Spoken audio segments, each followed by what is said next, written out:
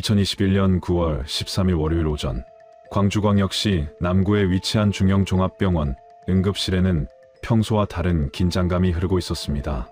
오전 8시 30분 정규 출근 시간이 지났지만 간호사 문세진 씨의 모습은 어디에서도 보이지 않았습니다. 34세의 문세진 씨는 이 병원 응급실에서 근무한 지 8년 차로 성실하고 책임감 강한 것으로 동료들 사이에서 정평이 난 인물이었습니다. 그는 지각이나 무단 결근을 한 적이 단 한 번도 없었으며 불가피하게 휴가를 내야 할 경우에도 최소 일주일 전에는 반드시 사전 신청을 해두는 철저한 성격의 소유자였습니다. 응급실에서는 매일 예측할 수 없는 응급 환자들이 밀려 들어왔고 특히 월요일 아침은 주말 동안 누적된 환자들로 가장 바쁜 시간대였기 때문에 간호 인력 한 명의 공백은 전체 시스템에 큰 차질을 빚을 수밖에 없었습니다. 응급실 수간호사는 처음에는 교통사고나 갑작스러운 개인 사정이 생긴 것으로 판단하고 문세진 씨의 휴대전화로 여러 차례 연락을 시도했습니다. 하지만 전화벨은 울리지 않았고 곧바로 전원이 꺼져 있다는 자동 안내 메시지만 반복해서 들려왔습니다. 9시가 넘어서도 연락이 닿지 않자 수간호사는 이상함을 느끼기 시작했습니다. 문세진 씨는 평소 휴대전화를 항상 켜두고 다니는 사람이었으며 특히 근무일에는 병원에서 언제든 연락할 수 있도록 배터리 관리까지 철저히 하는 편이었습니다. 수간호사는 문세진 씨의 비상연락처로 등록되어 있던 친동생 문세영 씨에게 전화를 걸었습니다. 전화를 받은 문세영 씨는 처음에는 언니가 평소처럼 출근했을 것으로 생각했지만 수간호사로부터 출근하지 않았다는 말을 듣자마자 즉시 불안감을 느꼈습니다. 언니는 어떤 상황에서도 연락 없이 직장에 나타나지 않는 사람이 절대 아니었기 때문입니다. 이야기 시작 전 구독과 좋아요는 영상 제작에 아주 큰 힘이 됩니다. 꼭 한 번씩만 부탁드리겠습니다. 문세영 씨는 서둘러 언니가 혼자 살고 있는 남구의 오피스텔로 향했습니다. 문세진 씨는 독립적인 성격으로 몇 년 전부터 병원 근처 오피스텔에서 혼자 생활하고 있었으며 가족들과는 일주일에 두세 번 정도 연락을 주고받으며 안부를 확인하는 편이었습니다. 오전 10시경 오피스텔에 도착한 문세영 씨는 관리사무소의 도움을 받아 언니의 집 문을 열었습니다. 집안은 평소와 다름없이 정돈되어 있었고 침대는 깔끔하게 정리되어 있었습니다. 현관 신발장에는 평소 출근할 때 신는 운동화가 그대로 놓여 있었고 거실 소파 위에는 언니가 즐겨 입던 평상복이 개켜진 채로 놓여 있었습니다. 냉장고에는 전날 저녁 먹다 남은 반찬들이 그대로 있었고 욕실의 수건은 마른 상태였습니다. 모든 것이 평범했지만 그것이 오히려 더 이상하게 느껴졌습니다. 문세영 씨가 더욱 불안해진 이유는 언니의 지갑과 신분증, 그리고 평소 항상 휴대하던 작은 크로스백이 모두 집에 그대로 남아 있었기 때문입니다. 출근을 하지 않았다면 최소한 지갑이나 휴대전화는 가지고 나갔어야 하는데 모든 소지품이 집에 있다는 것은 계획된 외출이 아니라는 의미였습니다. 더욱 기묘한 점은 현관문에 이상한 흔적이 전혀 없었다는 사실이었습니다. 강제로 열린 흔적도 파손된 부분도 이상한 지문도 발견되지 않았습니다. 마치 문세진 씨가 스스로 문을 열고 나간 것처럼 보였지만 그렇다면 왜 지갑과 휴대전화를 두고 나갔는지 설명할 길이 없었습니다.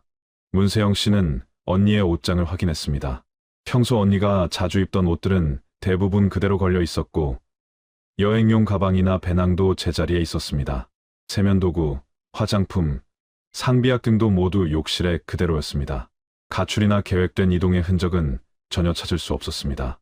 문세영 씨는 더 이상 지체할 수 없다고 판단하고 즉시 남구 경찰서에 실종 신고를 접수했습니다. 신고를 받은 경찰은 초동 수사에 착수하면서 가장 먼저 오피스텔 주변과 병원까지의 동선에 설치된 CCTV 영상을 확보하기 시작했습니다. 하지만 놀랍게도 9월 13일 새벽부터 오전까지의 어떤 CCTV에서도 문세진 씨의 모습은 포착되지 않았습니다. 오피스텔 엘리베이터, 주차장, 건물 출입구, 인근 버스 정류장, 지하철역 입구 등 그가 평소 이용하던 모든 경로의 카메라를 확인했지만 단 한 장의 영상에서도 그의 흔적을 찾을 수 없었습니다.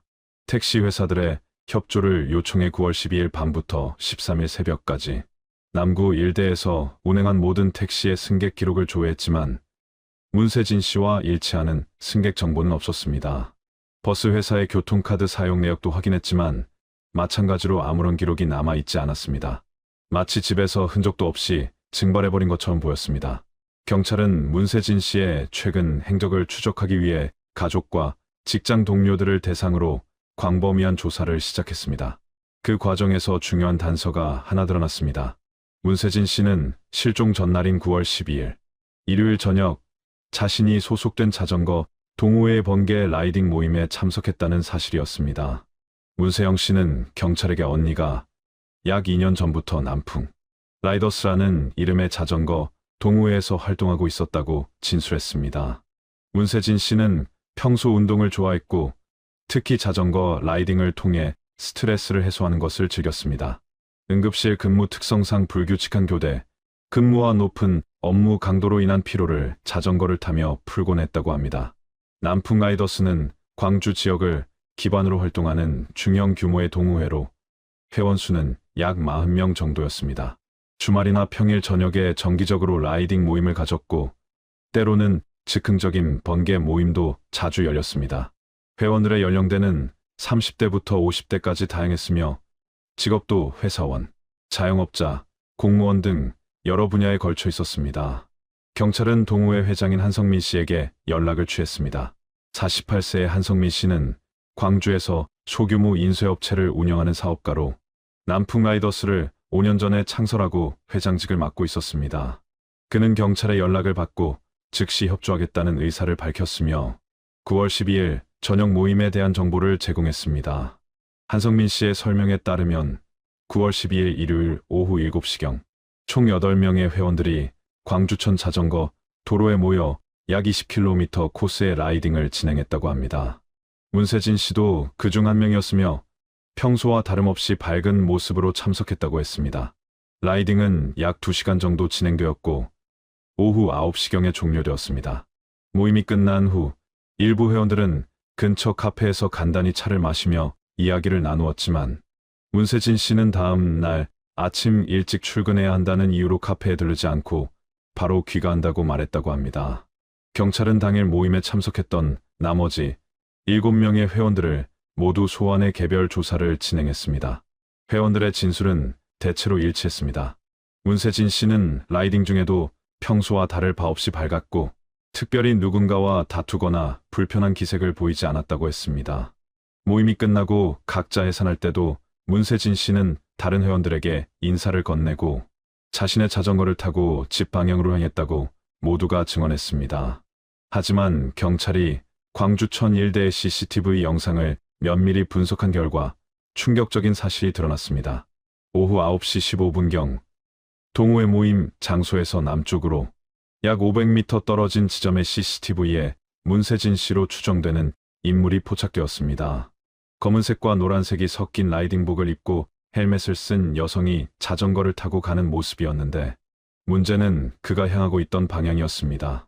문세진 씨가 살고 있는 남구 오피스텔은 모임 장소에서 남동쪽 방향이었지만 CCTV에 포착된 인물은 정반대인 북쪽 방향으로 이동하고 있었습니다.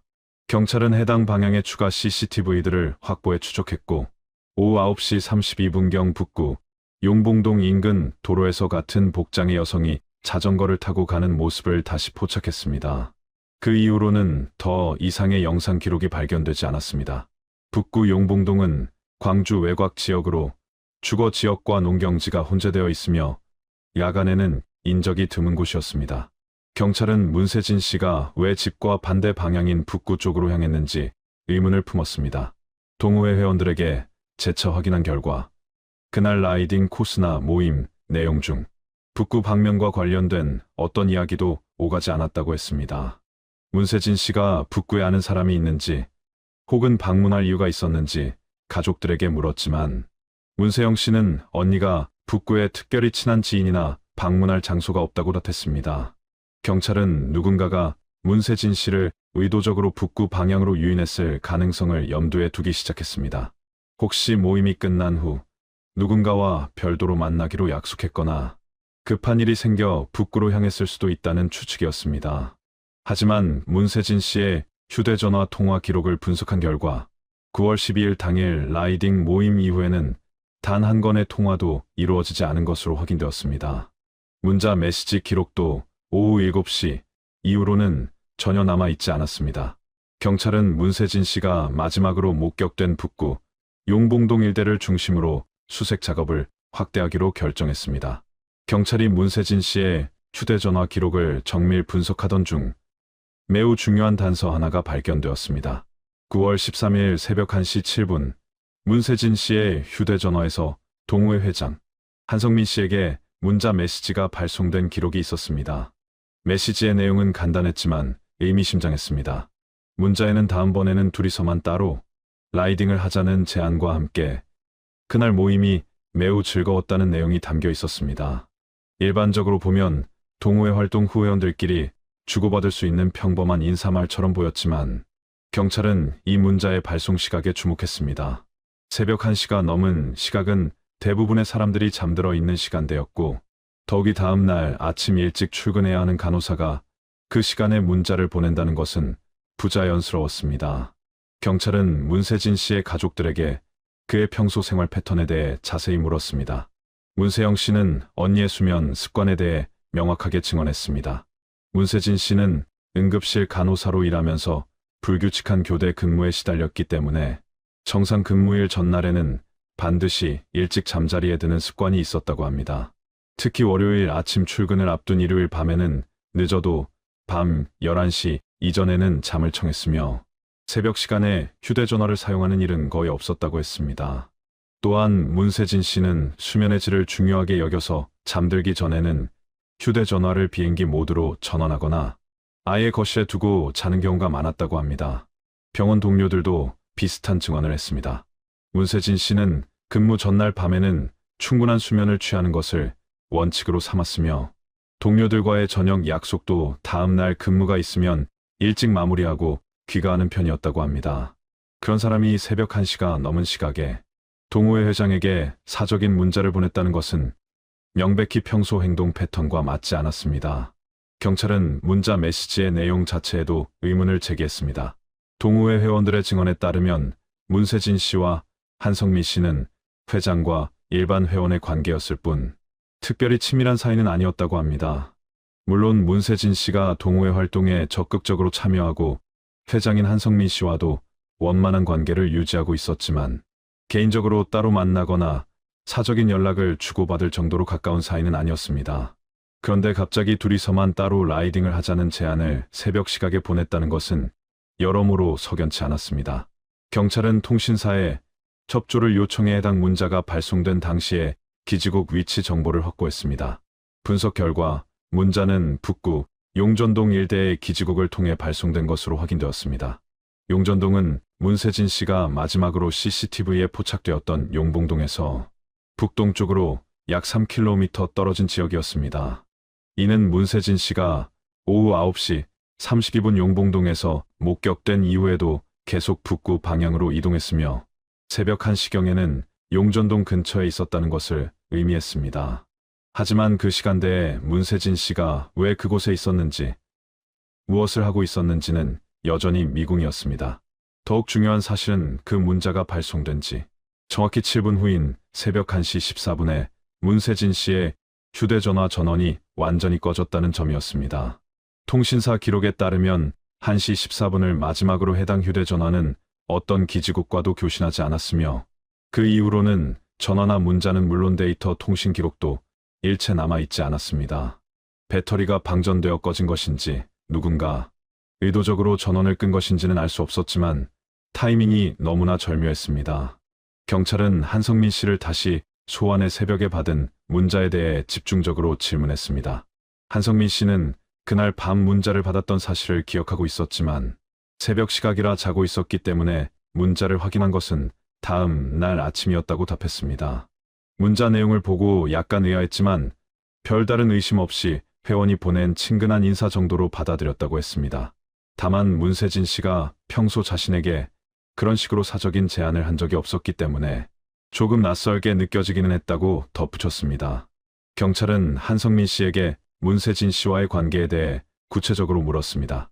한성민 씨는 자신과 문세진 씨는 순전히 동호회 활동을 통해 알게 된 사이이며 동호회 밖에서 개인적으로 만난 적은 단 한 번도 없다고 강조했습니다. 전화 통화나 개인적인 문자를 주고받은 적도 거의 없으며 연락은 주로 동호회 단체 채팅방을 통해 이루어졌다고 했습니다. 경찰은 한성민 씨의 휴대전화도 이메 제출받아 문자 메시지 기록과 통화 내역을 분석했습니다. 실제로 두 사람 사이에 주고받은 개인적인 메시지는 거의 없었고 대부분 동호회 관련 업무성 내용이었습니다. 9월 13일 새벽에 받은 문자가 오히려 예외적으로 사적인 내용이었습니다. 한성민 씨의 아내인 윤서연 씨도 조사 대상에 포함되었습니다. 43세의 윤서연 씨는 남편의 인쇄업체 일을 함께 돕고 있었으며 남편이 자전거 동호회 활동을 하는 것에 대해서도 알고 있었습니다. 경찰이 남편과 문세진 씨의 관계에 대해 묻자 윤서연 씨는 남편이 동호회 회장으로서 여러 회원들과 교류하는 것은 자연스러운 일이라고 답했습니다.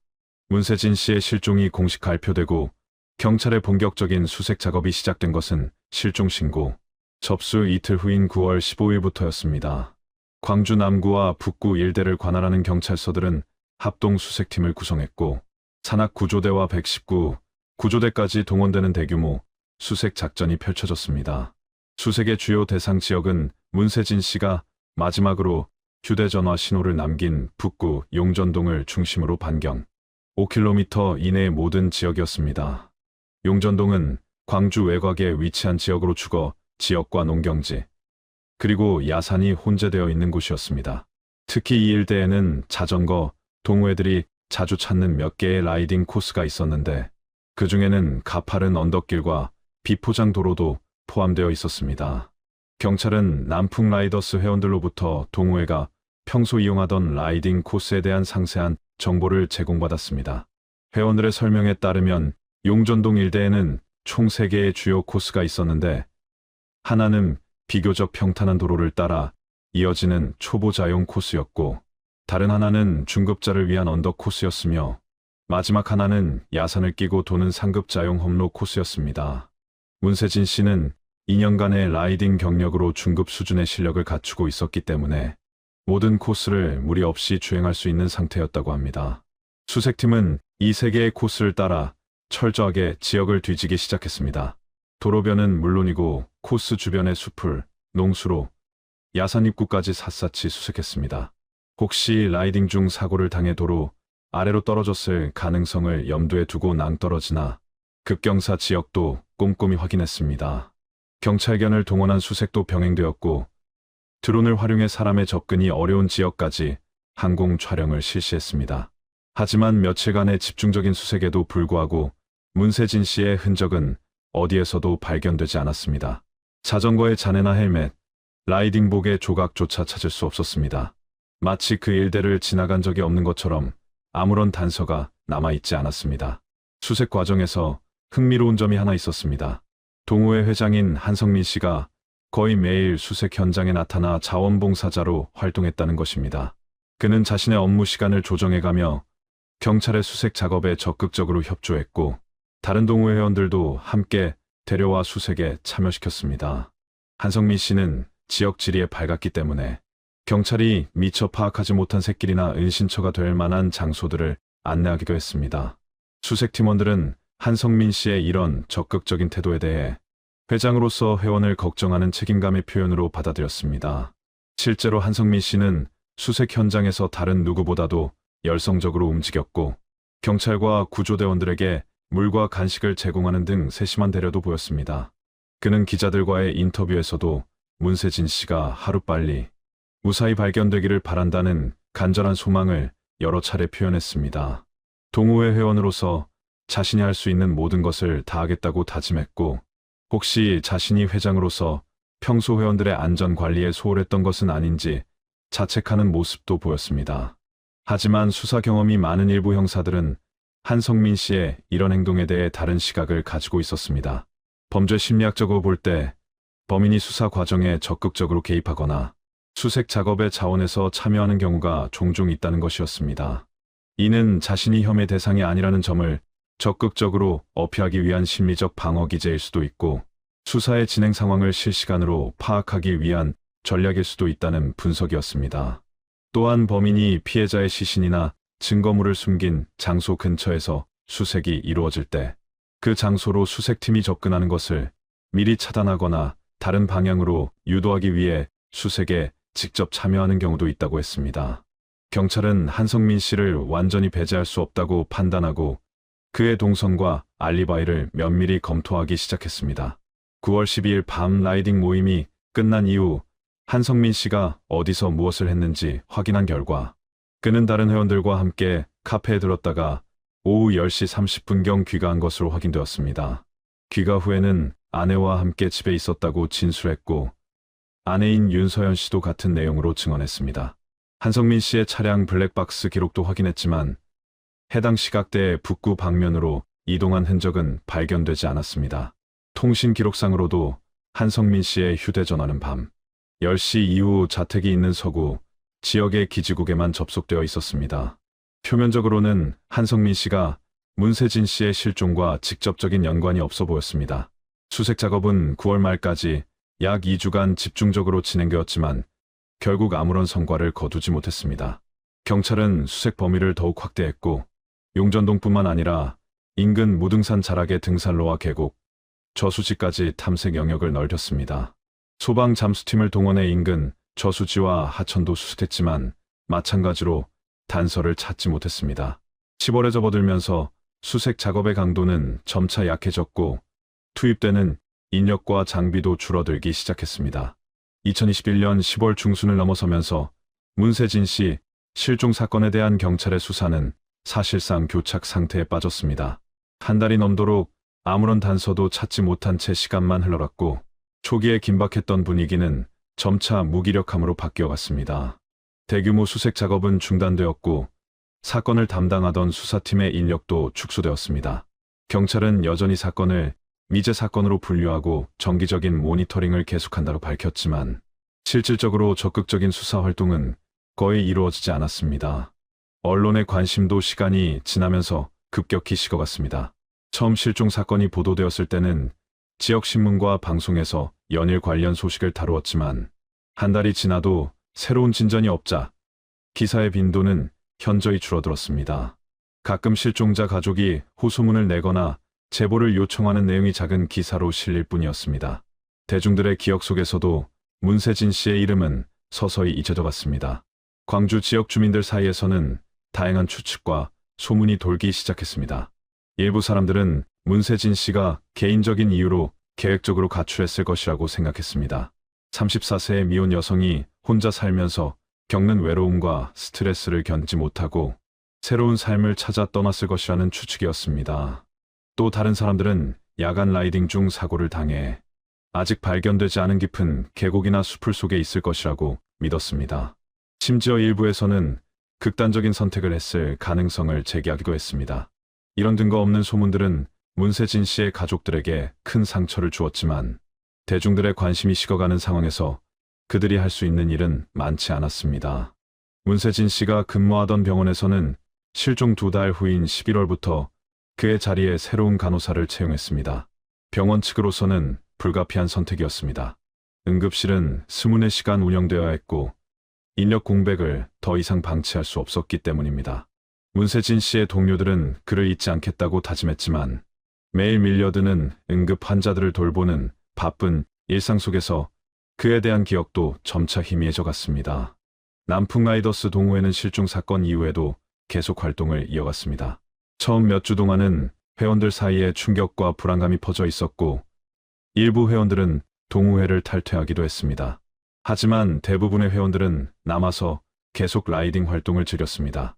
한성민 씨는 여전히 회장직을 유지하면서 동호회를 이끌어갔고 정기적인 모임과 라이딩 일정도 예전처럼 진행되었습니다. 다만 회원들 사이에는 암묵적인 금기가 하나 생겼습니다. 아무도 문세진 씨에 대해 언급하지 않는다는 것이었습니다. 그의 이름을 입에 올리거나 실종 사건에 대해 이야기하는 것은 마치 터부처럼 여겨졌습니다. 새로 가입하는 회원들에게도 과거에 실종된 회원이 있었다는 사실은 거의 알려지지 않았습니다.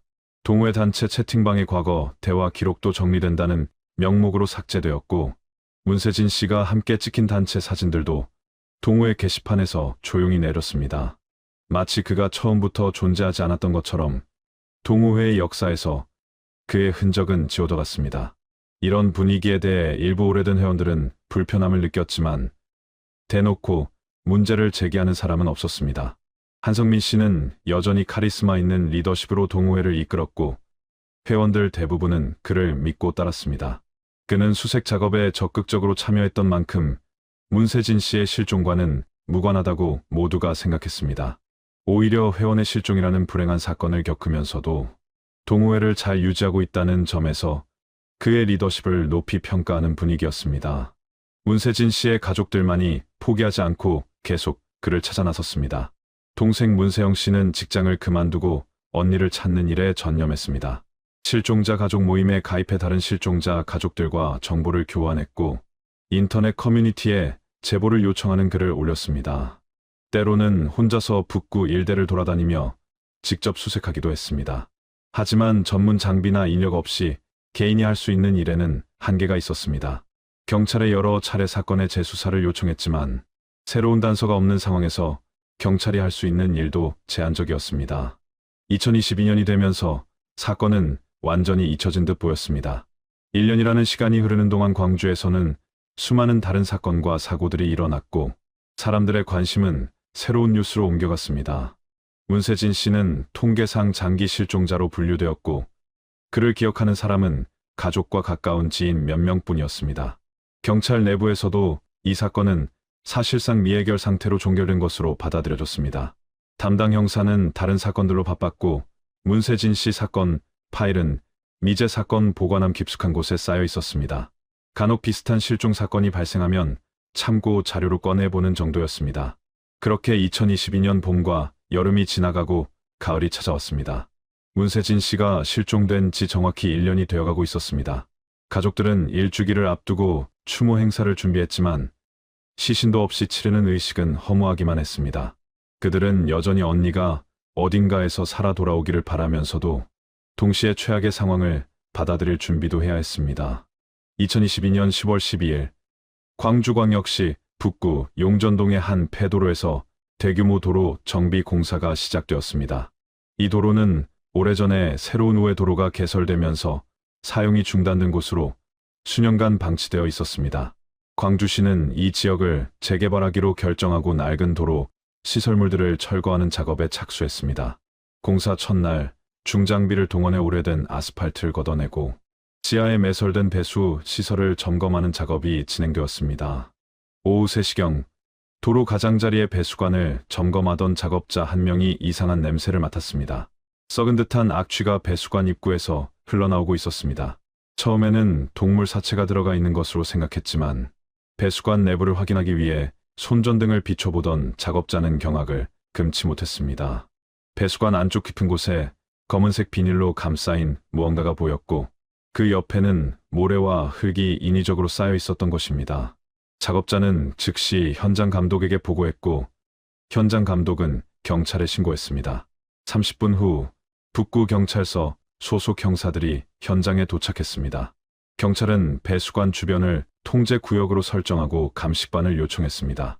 배수관은 지름 약 1m, 깊이 약 3m 정도의 콘크리트 구조물이었는데 입구에서 약 2m 안쪽 지점에 문제의 물체가 있었습니다. 감식반원들이 조심스럽게 배수관 내부로 들어가 검은 비닐을 확인한 결과 그것은 여러 겹으로 단단히 감싼 비닐 포대였고 내부에는 심하게 부패된 시신이 들어 있었습니다. 시신은 비닐로 밀봉된 상태였지만 1년이라는 시간 동안 부패가 상당히 진행되어 있었습니다. 신원을 육안으로 확인하는 것은 불가능했지만 시신의 옷차림에서 중요한 단서가 발견되었습니다. 시신은 자전거 라이딩복을 입고 있었고 검은색과 노란색이 섞인 스포츠 의류였습니다. 더욱 결정적인 것은 시신의 손에 자전거 라이딩용 장갑이 끼워져 있었다는 점이었습니다. 등산용이나 일반 방한용 장갑이 아닌 손가락 끝이 잘린 형태의 전문 자전거 장갑이었습니다. 경찰은 즉시 지난 1년간 광주 지역에서 발생한 실종 사건들을 검토하기 시작했습니다. 자전거 라이딩복을 입은 여성의 시신이라는 점에서 가장 먼저 떠오른 사건은 2021년 9월에 발생한 문세진 씨 실종 사건이었습니다.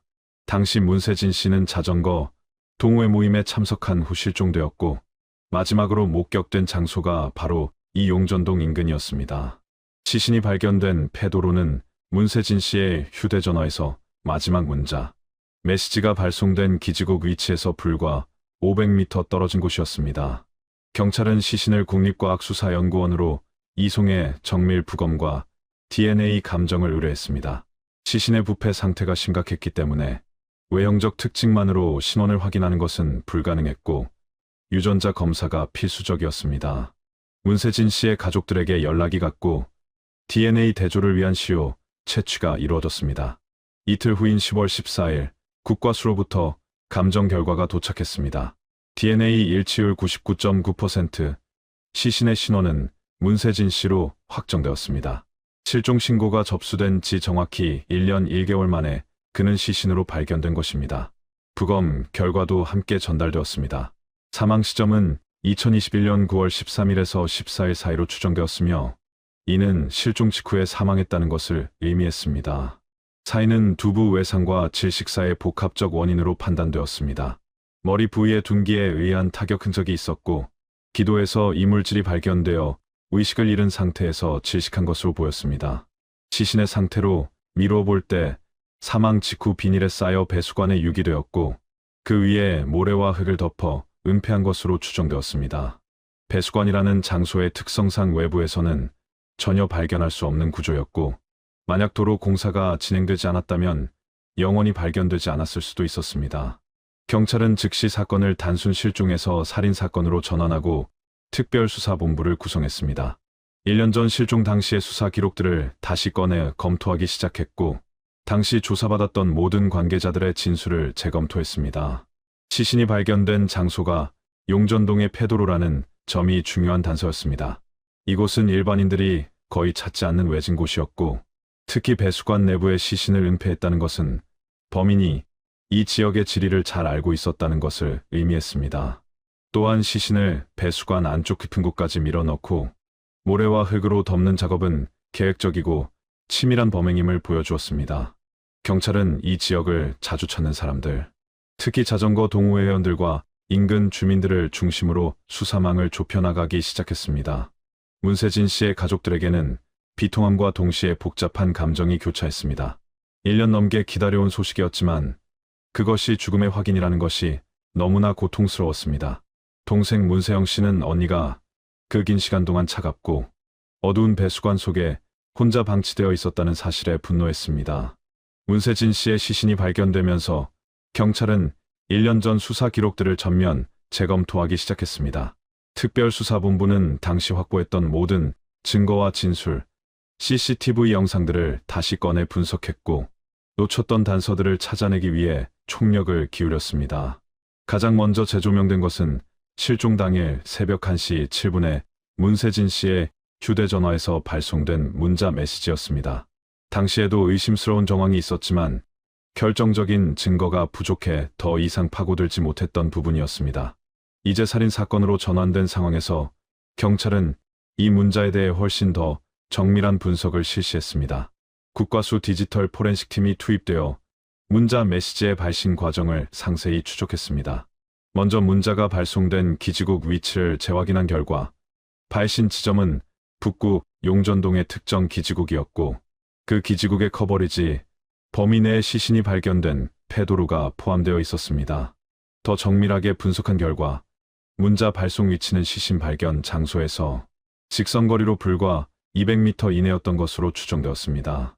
이는 우연의 일치로 보기에는 너무나 명확한 연관성이었습니다. 포렌식 팀은 문자 발송 당시의 상황을 재구성했습니다. 새벽 1시 7분이라는 시각, 용전동 페도로 인근이라는 위치, 그리고 7분 후 전원이 꺼진 휴대전화. 이 모든 정황을 종합했을 때 한 가지 결론에 도달했습니다. 문자를 보낸 시점에 문세진 씨는 이미 의식이 없었거나 사망한 상태였을 가능성이 매우 높다는 것이었습니다. 부검 결과상 사망 시점이 9월 13일에서 14일 사이, 즉 새벽 시간대였다는 점과도 일치했습니다.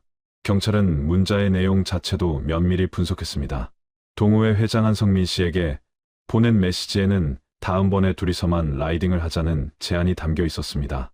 언어 분석 전문가들은 이 문장의 어투와 표현 방식을 검토했고 문세진 씨가 평소 사용하던 문체와 비교 분석했습니다. 가족들과 친구들에게 보냈던 과거, 문자 메시지 수백 건을 확보해 비교한 결과 해당 문자는 문세진 씨의 평소 문체와 여러 면에서 차이가 있었습니다. 문세진 씨는 평소 문자를 보낼 때 이모티콘을 자주 사용했고 문장도 비교적 짧고 간결하게 쓰는 편이었습니다. 하지만 문제의 문자는 이모티콘이 전혀 없었고 문장이 완결된 형태로 다소 격식을 갖춘 느낌이었습니다. 또한 문세진 씨는 동호회 회원들과 연락할 때도 평소 반말 섞인 편한 말투를 사용했는데 해당 문자는 유독 정중한 어투로 작성되어 있었습니다. 법과학팀은 최종 결론을 내렸습니다. 새벽 1시 7분에 발송된 문자는 문세진 씨가 직접 작성해 보낸 것이 아니라 제3자가 그의 휴대전화를 이용해 보낸 것이라는 판단이었습니다. 범인은 문세진 씨를 살해한 직후 그의 휴대전화를 가지고 있었고 마치 문세진 씨가 무사히 집에 돌아간 것처럼 위장하기 위해 문자를 조작해 발송했다는 것이었습니다. 동호회 회장인 한성민 씨에게 문자를 보낸 이유는 두 가지로 추정되었습니다. 첫째는 문세진 씨가 라이딩 모임 후 정상적으로 귀가했다는 알리바이를 만들기 위함이었고 둘째는 혹시 모를 수사 과정에서 의심의 방향을 다른 곳으로 돌리기 위한 것이었을 수 있었습니다. 만약 문세진 씨와 한성민 씨 사이에 개인적인 관계가 있었던 것처럼 보이게 만든다면 수사가 엉뚱한 방향으로 흘러갈 수도 있었기 때문입니다. 경찰은 문자 발송 7분 후에 휴대전화 전원이 꺼진 점에도 주목했습니다. 범인은 문자를 보낸 후 즉시 휴대전화를 파기하거나 전원을 끈 것으로 보였습니다. 전원을 끈 위치도 같은 용전동 일대의 기지국이었기 때문에 범인은 시신을 유기한 장소에서 멀지 않은 곳에서 휴대전화를 처리했을 가능성이 높았습니다. 수사팀은 패도로 주변을 다시 한번 정밀수색했습니다. 혹시 휴대전화가 인근에 버려졌을 가능성을 염두에 두고 금속 탐지기까지 동원했지만 휴대전화는 발견되지 않았습니다. 범인이 다른 곳으로 가져가 파기했거나 물에 빠뜨렸을 가능성이 컸습니다. 경찰은 이제 수사의 초점을 명확히 했습니다. 새벽 1시경 용전동 패도로 인근에 있었고 문세진 씨의 휴대전화를 소지하고 있었으며 이 지역의 지리에 발가 배수관의 존재를 알고 있었던 인물을 찾아야 했습니다. 당시 조사받았던 동호회 회원들의 알리바이를 재검증하기 시작했고 특히 그날 밤 늦은 시간까지 움직임이 있었던 사람들을 집중적으로 조사했습니다. 1년 전 CCTV 영상들도 최신 화질 개선 기술을 적용해 다시 분석했습니다. 문세진 씨가 마지막으로 포착된 오후 9시 32분 용봉동 영상 이후의 모든 카메라들을 재검토했습니다. 그 과정에서 놀라운 발견이 있었습니다. 용전동 패도로에서 약 1km 떨어진 한 주유소의 CCTV에 오후 10시 15분경 한 대의 승용차가 포착되어 있었습니다. 차량은 패도로 방향에서 나와 시내 쪽으로 향하고 있었고 당시에는 특별히 주목하지 않았던 영상이었습니다. 하지만 화질을 개선해 자세히 분석한 결과 차량의 트렁크 부분에 자전거, 바퀴 일부가 튀어나와 있는 것처럼 보이는 부분이 발견되었습니다. 더욱 중요한 것은 번호판이었습니다. 당시에는 흐릿해서 판독이 불가능했지만 최신 영상 복원 기술을 적용한 결과 번호판의 숫자 일부를 식별할 수 있었습니다. 경찰은 복원된 번호판 정보를 토대로 차량 추적 작업에 착수했습니다. 부분적으로 식별된 번호와 차량의 외형, 색상 등을 종합해 해당 시기에 광주 지역에 등록된 유사 차량들을 전수 조사했습니다. 차량 데이터베이스를 검색한 결과 약 20여 대의 후보 차량이 추려졌고 수사관들은 이 차량들의 소유주를 일일이 확인하기 시작했습니다. 그 과정에서 한 대의 차량이 수사관들의 시선을 끌었습니다. 회색 국산 중형 세단으로 차량 등록증상 소유주는 윤서연 씨였습니다. 43세의 윤서연 씨는 남풍라이더스 회장 한성민 씨의 아내였습니다. 경찰은 1년 전 수사 기록을 다시 확인했습니다. 당시 한성민 씨를 조사하면서 그의 아내인 윤서연 씨도 참고인 자격으로 간단히 조사했었지만 사건과 직접적인 연관성이 없어 보여 깊이 파고들지 않았던 것이었습니다. 윤서연 씨는 남편이 운영하는 인쇄업체의 격리 업무를 담당하고 있었고 자전거 동호회 활동에는 참여하지 않았습니다. 다만 남편이 동호회 회장으로 활동하는 것에 대해서는 알고 있었고 가끔 동호회 회원들이 그들의 사무실에 들르는 것도 목격한 적이 있다고 진술했었습니다.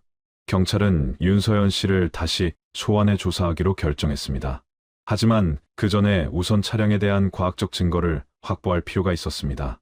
수사관들은 영장을 발부받아 윤서연 씨의 차량을 압수했고 국과수에 정밀 감식을 의뢰했습니다. 1년이 지난 차량이었기 때문에 증거가 남아있을지 확신할 수 없었지만 최신 과학 수사 기법을 동원하면 미세한 흔적이라도 찾아낼 수 있을 것이라는 기대였습니다. 며칠 후 국과수로부터 감식 결과가 도착했고 그 내용은 충격적이었습니다. 차량 트렁크 내부의 카펫과 측면 패널에서 미세한 섬유, 조각들이 다수 발견되었습니다. 이 섬유들을 분석한 결과 문세진 씨가 실종 당일 입고 있던 것과 동일한 라이딩복의 섬유 성분과 일치했습니다. 검은색과 노란색 폴리에스터 혼방 섬유였고 특정 스포츠 브랜드 제품의 고유한 직조 패턴까지 동일했습니다. 더욱 결정적인 증거는 트렁크 바닥 깊숙한 곳에서 발견되었습니다. 자전거 타이어가 지나간 것으로 보이는 고무 자국이 희미하게 남아 있었고 그 자국에서 채취한 고무 성분을 분석한 결과 문세진 씨가 사용하던 자전거 타이어의 성분과 일치했습니다. 문세진 씨는 특정 브랜드의 고급 로드바이크를 사용했고 그 자전거에 장착된 타이어는 일반적인 제품이 아닌 경량 레이싱용 타이어였습니다. 이 타이어의 고무 배합 성분이 윤서연 씨 차량 트렁크에서 발견된 것이었습니다. 경찰은 더 이상 지체할 수 없다고 판단하고 윤서연 씨를 긴급 체포했습니다. 체포 당시 윤서연 씨는 사무실에서 평소와 다름없이 업무를 보고 있었고 갑작스러운 체포에 당황하는 기색을 보였습니다. 경찰서로 연행된 윤서연 씨는 처음에는 모든 혐의를 강력히 부인했습니다. 자신은 문세진 씨를 직접 만난 적도 없고 차량에서 발견된 섬유나 타이어, 흔적에 대해서도 전혀 모른다고 주장했습니다. 혹시 남편이 동호회 회원들의 자전거를 자신의 차로 운반한 적이 있었는지도 모르겠다고 얘기했습니다. 하지만 경찰이 확보한 증거들을 하나씩 제시하자 윤서연 씨의 태도가 조금씩 변하기 시작했습니다. 특히 주유소 CCTV 영상을 보여주며 사건 당일 밤 늦은 시각에 용전동 폐도로 근처에서 그의 차량이 포착되었다는 사실을 알려주자 윤서연 씨는 말문이 막혔습니다. 수사관들은 심리적 압박을 가하지 않고 차분하게 진실을 말할 것을 권유했습니다. 이미 과학적 증거들이 충분히 확보되었고 거짓말을 계속하는 것은 오히려 형량만 가중시킬 뿐이라고 설명했습니다. 장시간의 조사 끝에 윤서연 씨는 결국 입을 열기 시작했습니다. 그의 진술은 충격적이었습니다. 윤서연 씨는 남편 한성민 씨와 동호회 회원인 문세진 씨 사이에 부적절한 관계가 있다고 의심하고 있었다고 털어놓았습니다. 남편이 동호회 활동에 지나치게 열정적이었고 특히 문세진 씨에 대해 자주 언급하는 것이 신경 쓰였다고 했습니다. 라이딩 모임 사진을 보면 남편이 문세진 씨 옆에 서 있는 경우가 많았고 동호회 단체 채팅방에서도 둘이 주고받는 대화가 다른 회원들보다 많아 보였다고 했습니다. 사실 이런 의심은 대부분 윤서연 씨의 주관적인 해석이었습니다. 한성민 씨는 동호회 회장으로서 모든 회원들과 고루 소통했고 문세진 씨도 그중 한 명일 뿐이었습니다. 하지만 윤서연 씨는 남편의 외도를 확신하게 되었고 그 집착은 점점 깊어졌습니다. 9월 12일 일요일 윤서연 씨는 남편이 저녁 라이딩 모임에 참석한다는 말을 듣고 몰래 그 뒤를 따라갔다고 했습니다. 자신의 차를 몰고 광주천 자전거 도로 근처에서 대기하면서 모임이 끝나기를 기다렸습니다. 모임이 끝나고 회원들이 해산하는 것을 멀리서 지켜보던 윤서연 씨는 남편이 다른 회원들과 함께 카페로 향하는 것을 확인했습니다. 남편이 다른 회원들과 카페로 향하는 것을 확인한 후 그는 혼자 집으로 돌아가는 문세진 씨를 미행하기로 결심했다고 했습니다. 문세진 씨가 자전거를 타고 남쪽으로 향하는 것을 따라가려던 순간 예상치 못한 일이 벌어졌습니다. 문세진 씨가 갑자기 방향을 바꿔 북쪽으로 향하기 시작한 것이었습니다. 윤서연 씨는 이것이 남편과의 은밀한 만남을 위한 것이라고 확신했다고 진술했습니다. 차를 몰고 뒤따라가던 윤서연 씨는 인적이 드문 용봉동 일대에서 문세진 씨에게 접근했습니다. 차를 세우고 창문을 내린 후 문세진 씨를 불렀고 자신이 동호회 회장의 아내라고 소개하며 잠깐 이야기를 나누자고 제안했습니다. 문세진 씨는 처음에는 이해했지만 회장 부인이 갑자기 찾아온 것에 대해 거절하기 어려웠다고 합니다. 윤서연 씨는 차에 자전거를 실어주겠다며 문세진 씨를 설득했고 둘이서 조용한 곳에서 대화를 나누자고 했습니다. 문세진 씨는 무슨 일인지 궁금해하면서도 윤서연 씨의 제안을 받아들였습니다. 자전거를 차량 트렁크에 실은 후 조수석에 탔고 윤서연 씨는 더욱 인적이 드문 용전동 방향으로 차를 몰았습니다. 윤서연 씨는 차를 몰고 가면서 문세진 씨에게 남편과의 관계에 대해 직접적으로 물었다고 했습니다. 문세진 씨는 당황하며 아무런 관계도 없다고 단지 동호회 회원일 뿐이라고 해명했습니다. 하지만 윤서연 씨는 그 말을 믿지 않았습니다. 목소리는 점점 높아졌고 추궁은 더욱 격렬해졌습니다. 문세진 씨는 정말 아무 일도 없었다고 거듭 설명했지만 윤서연 씨의 의심은 오히려 깊어졌습니다. 차는 어느새 폐도로 근처에 도착해 있었고 밤 10시가 넘은 시각이라 주변은 완전히 어두웠습니다. 윤서연 씨는 차를 세우고 계속해서 문세진 씨를 다그쳤습니다. 문세진 씨는 두려움을 느끼기 시작했고 차에서 내려 집으로 돌아가겠다고 말했습니다. 윤서연 씨는 문세진 씨가 차 문을 열고 내리려는 것을 막으려 했고 둘 사이에 실랑이가 벌어졌습니다. 그 과정에서 윤서연 씨는 차 안에 있던 무거운 물건을 집어들었습니다. 그것은 남편의 인쇄업체에서 사용하던 금속재 재단용 차였습니다. 흥분한 상태에서 윤서연 씨는 그것을 휘둘렀고 금속차가 문세진 씨의 머리 부분을 강하게 타격했습니다. 문세진 씨는 비명을 지르며 쓰러졌고 머리에서 피가 흘러나왔습니다. 윤서연 씨는 그 순간 정신이 번쩍 들었다고 했습니다. 자신이 무슨 일을 저질렀는지 깨달았지만 이미 돌이킬 수 없는 상황이었습니다. 문세진 씨는 바닥에 쓰러진 채 신음하고 있었고 의식이 흐릿해 보였습니다. 윤서연 씨는 극도의 공황 상태에 빠졌습니다. 구급차를 부르면 자신의 행동이 드러날 것이고 그렇다고 그대로 두자니 문세진 씨가 죽을 수도 있었습니다. 몇 분간 혼란스러워하던 윤서연 씨는 결국 최악의 선택을 하고 말았습니다. 문세진 씨가 더 이상 소리를 내지 못하도록 입과 코를 막았고 문세진 씨는 그렇게 질식사하고 말았습니다. 윤서연 씨의 진술에 따르면 이 모든 일은 계획된 것이 아니라 순간적인 분노와 공황 상태에서 벌어진 우발적 범행이었습니다. 하지만 그 이후의 행동은 매우 계획적이고 치밀했습니다. 윤서연 씨는 시신을 어떻게 처리할지 고민하다가 남편이 예전에 이 일대에서 라이딩을 할 때 폐도로 근처의 배수관에 대해 언급한 것을 떠올렸다고 했습니다. 한성민 씨는 동호회 회원들에게 라이딩 코스를 안내하면서 이 지역의 지리에 대해 자세히 설명한 적이 있었고 그 과정에서 폐도로에 큰 배수관이 있다는 이야기를 한 적이 있었습니다.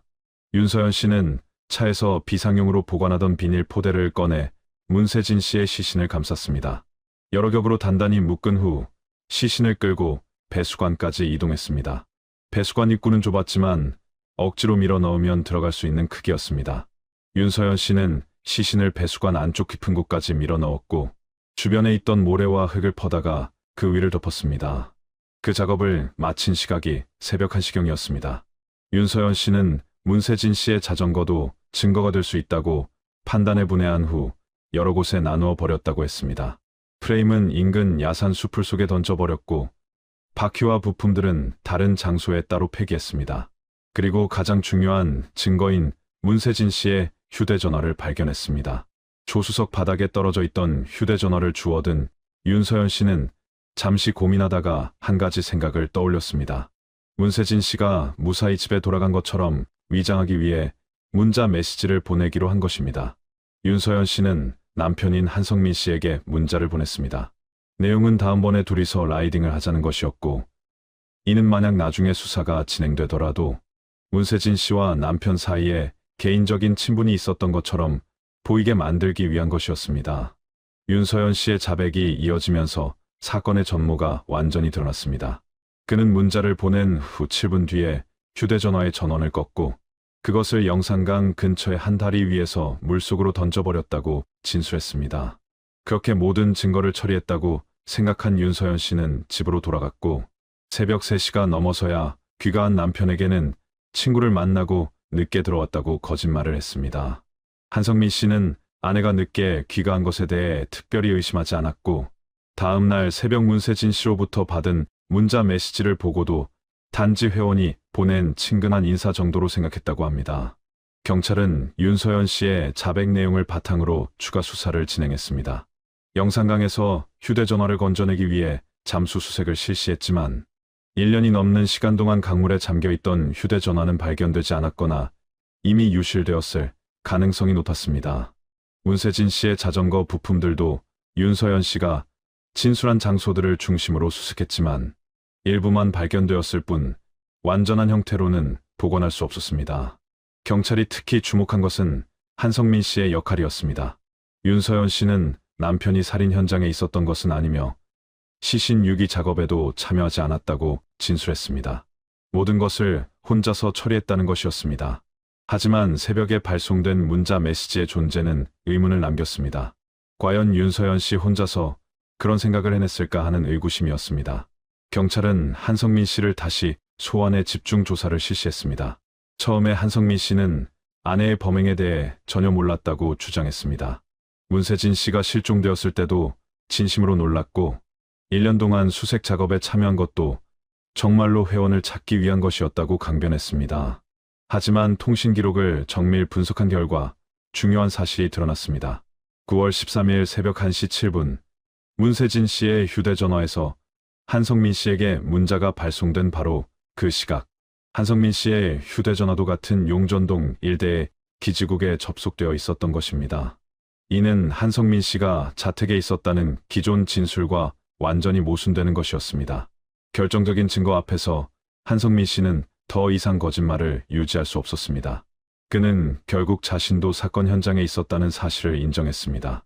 한성민 씨의 진술에 따르면 그날 밤 카페에서 다른 회원들과 시간을 보내고 집으로 돌아가던 중 아내로부터 급한 전화를 받았다고 했습니다. 아내는 울먹이는 목소리로 큰일이 났으니 당장 용전동으로 와달라고 했고 한성민 씨는 불안한 마음으로 그곳으로 향했습니다. 현장에 도착했을 때 이미 문세진 씨는 숨진 상태였고 아내는 공황 상태에 빠져 있었습니다. 한성민 씨는 충격을 받았지만 아내를 보호해야 한다는 생각에 함께 시신을 은폐하기로 결정했다고 했습니다. 배수관에 시신을 유기하는 작업은 윤서연 씨 혼자서는 힘들었을 것이고 실제로는 한성민 씨가 주도적으로 진행했습니다. 그리고 문자 메시지를 보낸 것도 바로 한성민 씨였습니다. 문세진 씨의 휴대전화를 손에 든 한성민 씨는 잠시 고민하다가 자신에게 문자를 보내는 것이 알리바이를 만드는데 도움이 될 것이라고 판단했습니다. 만약 문세진 씨가 실종된 후에도 자신에게 정상적으로 문자를 보냈다는 기록이 남아있다면 경찰 수사에서 자신이 의심받을 가능성이 줄어들 것이라고 생각했던 것입니다. 또한 문자의 내용을 의도적으로 사적인 느낌으로 작성함으로써 혹시 모를 수사 과정에서 자신과 문세진 씨 사이에 개인적인 관계가 있었던 것처럼 보이게 만들어 수사의 방향을 흐리려는 계산도 있었습니다. 한성민 씨가 1년 동안 수색 작업에 적극적으로 참여한 것도 순전히 자신의 결백을 증명하기 위한 연기였던 것으로 드러났습니다. 수색 현장에 나타나 열심히 활동하면서 자신이 범인일 리 없다는 인상을 심어주려 했고 동시에 수색이 시신이 숨겨진 배수관 쪽으로 향하지 않도록 은근히 다른 방향으로 유도하기도 했습니다. 실제로 수색팀이 패도로 근처를 탐색하려 할 때마다 한성민 씨는 그쪽보다는 야산이나 계곡 쪽이 더 가능성이 높다며 수색팀을 다른 곳으로 안내했던 것으로 확인되었습니다. 경찰은 모든 증거와 자백을 종합해 사건을 재구성했습니다. 이 사건의 본질은 한 여성의 질투와 오해에서 비롯된 비극이었습니다. 문세진 씨와 한성민 씨 사이에는 실제로 아무런 부적절한 관계도 없었습니다. 단지 동호회 회장과 일반 회원의 관계였을 뿐이었고 한성민 씨가 문세진 씨에게 특별한 관심을 보인 적도 없었습니다. 모든 것은 윤서연 씨의 일방적인 오해와 의심, 그리고 그것이 극단으로 치달으면서 벌어진 참극이었습니다. 더욱 안타까운 것은 한성민 씨의 방관과 은폐였습니다. 그는 아내가 저지른 범죄를 알게 되었을 때 경찰에 신고하는 대신 함께 시신을 유기하고 증거를 인멸하는 쪽을 선택했습니다. 그리고 1년 동안 아무 일 없었던 것처럼 일상을 이어가며 오히려 피해자를 찾는다는 명목으로 수색 활동에 참여하면서 사람들을 속였습니다. 검찰은 윤서연 씨를 살인과 사체 유기 혐의로, 한성민 씨를 사체 유기 방조 및 증거인멸 혐의로 기소했습니다. 재판 과정에서 윤서연 씨는 자신의 범행을 인정하고 깊은 후회를 표했지만 이미 저질러진 죄를 되돌릴 수는 없었습니다. 2023년 6월 1심 재판부는 윤서연 씨에게 징역 20년을 선고했습니다. 재판부는 우발적 범행이라는 점은 참작했지만 범행 후 시신을 은폐하고 1년 넘게 진실을 숨긴 점, 그리고 피해자 가족들이 겪은 고통 등을 고려할 때 무거운 처벌이 불가피하다고 판시했습니다. 한성민 씨에게는 징역 4년이 선고되었습니다.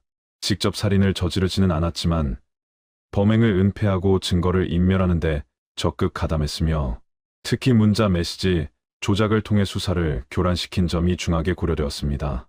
문세진 씨의 가족들은 재판 내내 법정을 지켰습니다. 동생 문세영 씨는 최후 진술에서 언니가 아무런 잘못도 없이 단지 타인의 오해 때문에 목숨을 잃었다는 사실이 너무나 억울하고 분하다고 울먹였습니다. 1년 동안 언니를 찾아 헤매면서도 그 시간 내내 언니가 차가운 배수관 속에 혼자 방치되어 있었다는 것을 알았다면 얼마나 더 큰 고통이었을지 상상조차 할 수 없다고 했습니다. 남풍라이더스 동호회는 사건의 진실이 밝혀진 후 사실상 해체되었습니다. 회원들 대부분은 충격에 빠졌고 1년 동안 함께 라이딩을 하고 수색 활동에 참여하면서 전혀 의심하지 않았던 회장이 실제로는 범죄의 공범이었다는 사실을 받아들이기 힘들어했습니다. 일부 회원들은 다른 동호회로 옮겨갔고 일부는 아예 자전거 라이딩 자체를 그만두었습니다. 이 사건은 광주 지역사회에 큰 충격을 주었습니다. 근거 없는 의심과 질투가 얼마나 파괴적인 결과를 낳을 수 있는지, 그리고 잘못된 선택의 순간들이 어떻게 한 사람의 삶을 완전히 앗아갈 수 있는지를 보여주는 비극이었습니다. 문세진 씨는 34년의 짧은 생을 살다가 아무런 잘못도 없이 타인의 착각 속에서 목숨을 잃었고 1년 동안 실종자가 아니라 묻혀있는 피해자로 존재했습니다. 그를 기억하는 사람들은 이제 매년 9월이 되면 추모 모임을 갖고 있습니다. 그가 좋아하던 자전거 라이딩 코스를 함께 달리며 더 이상 함께 할 수 없는 동료를 추억합니다. 그리고 이런 비극이 다시는 반복되지 않기를 바라는 마음으로 서로에 대한 이해와 신뢰의 중요성을 되새깁니다. 끝까지 시청해 주셔서 감사합니다. 댓글로 여러분의 생각과 의견을 남겨주세요. 2009년 늦가을 서울 구로구의 작은 원룸에서 24살의 김소연 씨는 또다시 월세 납부일을 앞두고 통장 잔고를 확인하며 한숨을 내쉬고 있었습니다. 지방 출신인 그녀는 고등학교를 졸업한 후 서울로 올라와 편의점 아르바이트와 식당 서빙을 병행하며 근근히 생활비를 마련해왔지만 물가는 계속 오르고 최저임금은 턱없이 부족했으며 매달 월세와 공과금을 내고 나면 손에 쥐어지는 돈은 거의 남지 않았습니다. 부모님께 손을 벌릴 수도 없는 상황이었는데 고향에 계신 아버지는 오래전 교통사고로 일을 하지 못하시는 상태였고 어머니는 지역 슈퍼마켓에서 일하시며 병원비와 생활비를 간신히 충당하고 계셨기 때문에 소연 씨는 차라리 자신이 더 벌어서 집으로 보내드려야 한다는 생각을 늘 마음속에 품고 있었습니다. 그러던 어느 날 저녁, 예전에 같은 식당에서 일했던 언니로부터 갑작스러운 연락이 왔고 그 언니는 요즘 괜찮은 일자리를 소개해줄 수 있다며 근처 카페에서 만나자고 제안했습니다. 이야기 시작 전 구독과 좋아요는 영상 제작에 아주 큰 힘이 됩니다. 소연 씨는 평소 그 언니를 믿을 만한 사람이라고 생각했기에 별다른 의심 없이 약속 장소로 나갔고 카페에 도착하자 언니는 정장을 차려입은 중년 남성과 함께 앉아 있었습니다. 그 남성은 자신을 해외 인력 파견 전문 에이전시 실장이라고 소개했으며 명함을 건네면서 중국 상하이에 위치한 고급 한식당에서 홀 매니저를 구하고 있다고 설명했습니다. 그는 매우 정중한 말투로 근무 조건을 설명했는데 월급은 한화로 약 500만 원 정도이며 숙소와 식사가 모두 제공되고 비자와 항공권은 회사에서 전액 부담하며 계약 기간은 1년이지만 원하면 연장도 가능하다고 덧붙였습니다. 소연 씨는 그 순간 너무 좋은 조건이라 오히려 의심스러웠지만 실장이라는 남성은 태블릿으로 실제 식당 내부 사진과 직원 기숙사 사진들을 보여주었고 심지어 이미 그곳에서 일하고 있다는 한국인 여성 직원의 영상 통화까지 연결해 주었습니다. 화면 속 여성은 밝은 표정으로 일이 힘들지 않고 월급도 제때 나온다며 적극 추천한다고 말했으며 배경으로 보이는 깔끔한 기숙사 내부와 식당, 유니폼을 입은 그녀의 모습은 모든 것이 정상적인 직장처럼 보이게 만들었습니다.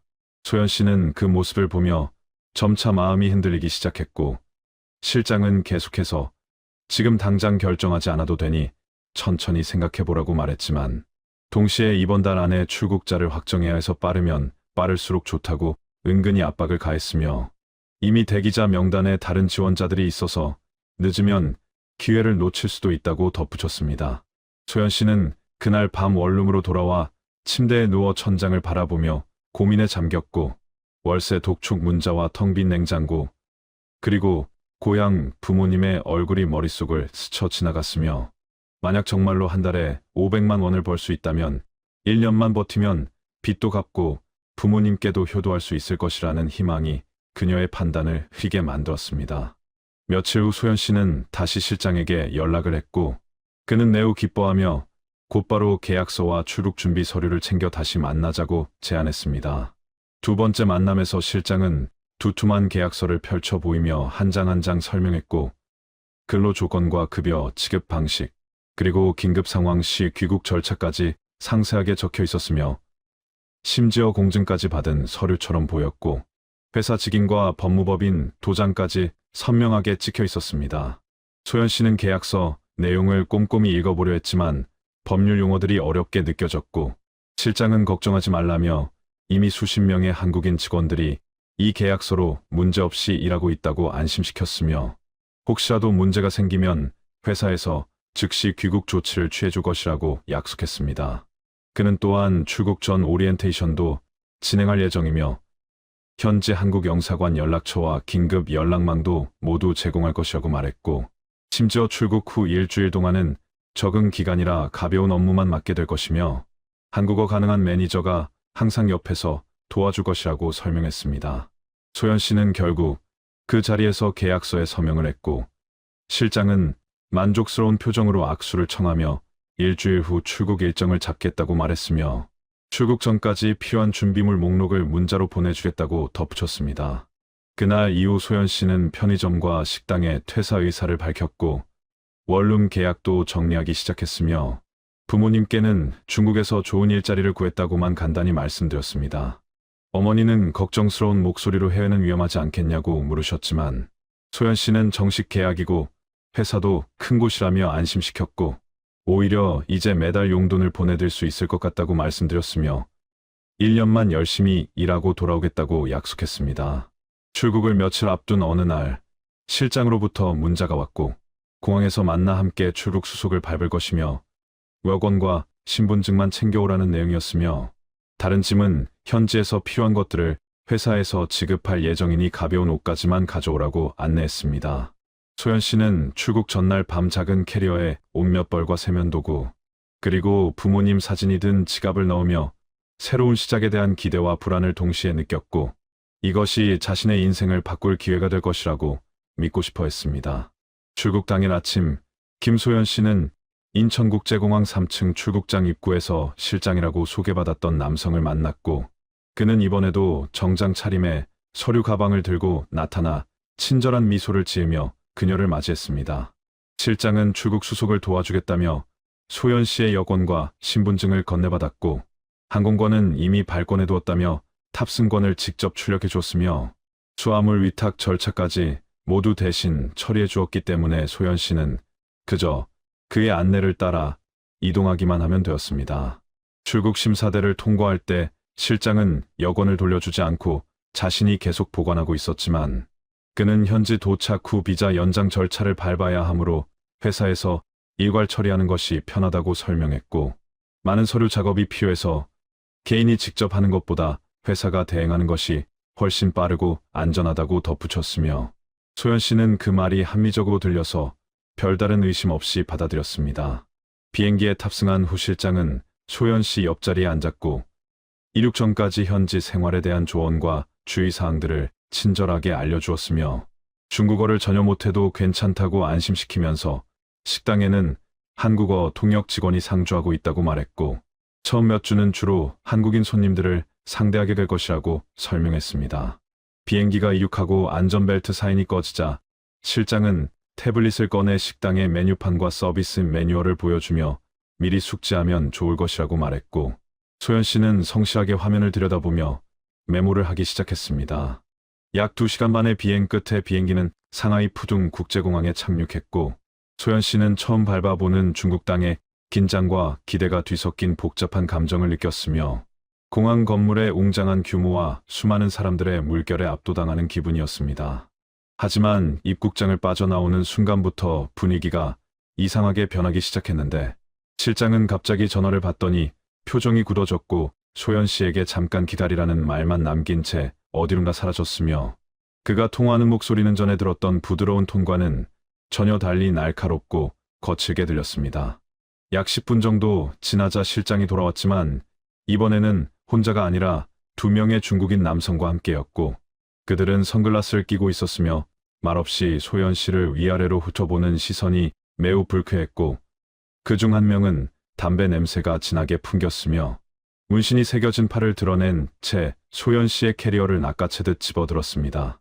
실장은 이들이 식당 매니저라고 소개했지만 목소리 톤이 전에 비해 차갑고 무뚝뚝하게 변해 있었고 소연 씨가 인사를 건네자 그들은 고개만 까닥할 뿐 아무런 대답도 하지 않았으며 오히려 서로 중국어로 무언가 주고받으며 비웃는 듯한 표정을 지었습니다. 공항 밖으로 나오자 검은색 승합차 한 대가 대기하고 있었고 실장은 소연 씨에게 짐을 싣고 빨리 타라고 재촉했으며 차 안에는 이미 다른 젊은 여성 2명이 앉아 있었는데 그들 역시 한국인처럼 보였지만 서로 눈도 마주치지 않고 고개를 숙인 채 침묵하고 있었고 그들의 표정에는 두려움과 체념이 섞여 있었습니다. 소연 씨가 차에 타자마자 문이 잠기는 소리가 들렸고 운전석 옆자리에 앉은 중국인 남성이 뒤를 돌아보며 중국어로 무언가 말했지만 소연 씨는 알아듣지 못했으며 그의 목소리는 위협적이고 명령조였습니다. 실장은 그제야 통역하듯 말했는데 지금부터 여권과 신분증은 회사에서 보관할 것이며 현지 법규상 외국인 고용주가 신분증을 관리하는 것이 의무라고 설명했지만 그 말투에는 더 이상 친절함이 남아있지 않았고 오히려 이의를 제기하지 말라는 경고처럼 들렸습니다. 소연 씨는 불안감이 밀려왔지만 이미 낯선 외국 땅에 도착한 상황에서 달리 선택지가 없다고 느꼈고 옆에 앉은 다른 여성들도 아무 말이 없는 것을 보며 이것이 정상적인 절차인가 보다 하고 애써 자신을 안심시켰으며 혹시 문제가 있더라도 한국 영사관에 연락하면 될 것이라고 생각했습니다. 차는 공항에서 점점 멀어져 도심 지역을 벗어났고 고층 빌딩들이 사라지고 낡은 공장 건물들과 허름한 주택가가 나타나기 시작했으며 창밖 풍경은 점점 더 황량해졌고 포장도 제대로 되지 않은 비포장 도로로 접어들자 차체가 심하게 흔들렸습니다.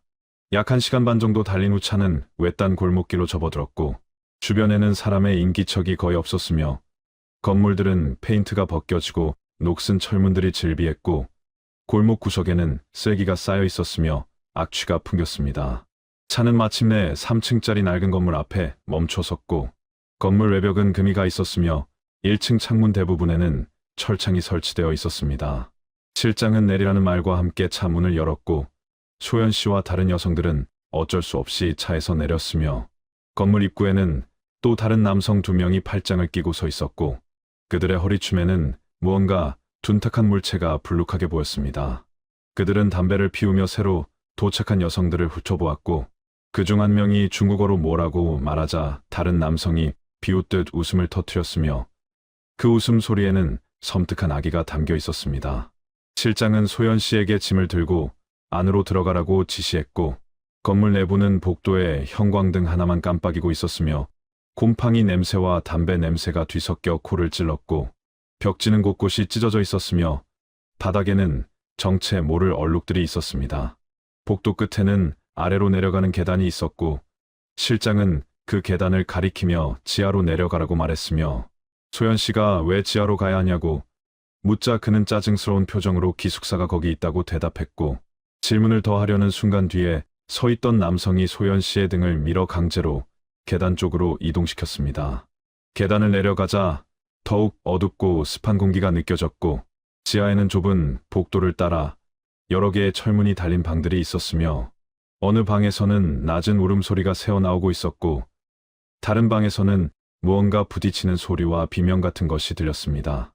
실장은 그중 한 방의 문을 열쇠로 열었고 소연 씨를 안으로 밀어 넣으며 냉정하게 말했습니다. 여기서 대기하고 있어. 저녁에 사장님이 오실 거야. 그때 내가 갚아야 할 빚에 대해 설명드릴 거니까 조용히 기다려. 그리고는 문을 닫고 밖에서 자물쇠를 채우는 소리가 들렸으며 소연 씨는 그제야 자신이 심각한 위험에 빠졌다는 것을 깨닫기 시작했고 온몸이 떨리기 시작했으며 방 안은 창문 하나 없이 막혀 있었고 천장에 작은 환풍구에서만 희미한 빛이 새어 들어왔습니다. 김소연 씨는 잠긴 철문을 멍하니 바라보다가 천천히 방 안을 둘러보기 시작했고 좁은 공간에는 낡은 2층 침대 2개와 구석에 플라스틱 물통 하나 그리고 간이 화장실처럼 보이는 칸막이가 전부였으며 벽은 시멘트가 그대로 드러나 있었고 천장에는 곰팡이 얼룩이 검게 번져 있었습니다. 침대 중 하나에는 누군가 사용한 흔적이 있었는데 얇은 담요가 구겨져 있었고 벽면에는 손톱으로 긁은 듯한 자국들이 여러 개 새겨져 있었으며 그 자국들 사이에는 한글로 쓰인 날짜와 이름 같은 것들이 희미하게 보였습니다.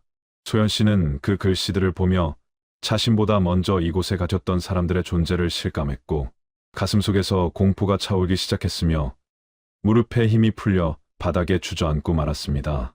얼마나 시간이 흘렀는지 알 수 없었지만 갑자기 복도에서 발소리가 들리기 시작했고 여러 사람의 발걸음 소리와 함께 중국어로 주고받는 대화 소리가 가까워졌으며 소연 씨가 있는 방문 앞에서 발소리가 멈췄고 열쇠로 자물쇠를 여는 소리가 들렸습니다. 문이 열리자 50대쯤 되어 보이는 중국인 남성이 들어왔는데 그는 값비싼 시계를 차고 있었고 손에는 두꺼운 서류 뭉치를 들고 있었으며 뒤에는 실장과 다른 남성 2명이 따라 들어와 문 앞을 가로막고 섰습니다. 중국인 남성은 소연 씨를 내려다보며 무언가 말했고 실장이 통역을 시작했는데 그의 목소리는 이제 완전히 사무적이고 냉담했으며 공항에서 보였던 친절함은 눈곱만큼도 남아있지 않았습니다. 실장은 중국인 남성이 이곳의 사장이라고 소개한 뒤 지금부터 소연 씨가 갚아야 할 빚에 대해 설명하겠다고 말했고 사장이라는 남성은 서류를 펼쳐 보이며 하나하나 항목을 짚어가기 시작했습니다. 첫 번째 항목은 한국에서 중국까지의 항공료였는데 실제 비용보다 10배 이상 부풀려진 금액이 적혀 있었고 두 번째는 비자 발급 비용과 각종 수수료라며 역시 터무니없는 금액이 기재되어 있었으며 세 번째는 이곳까지의 차량 이용료, 네 번째는 숙소 이용료라며 한 달에 100만 원이라는 금액을 제시했습니다. 그뿐만 아니라 식사 비용, 친구 사용료, 심지어 화장실 이용료까지 항목별로 나열되어 있었고 모든 것을 합산하자 총 빚은 2,500만 원에 달한다는 계산이 나왔으며 실장은 이 빚을 모두 갚기 전까지는 한국으로 돌아갈 수 없다고 차갑게 말했습니다.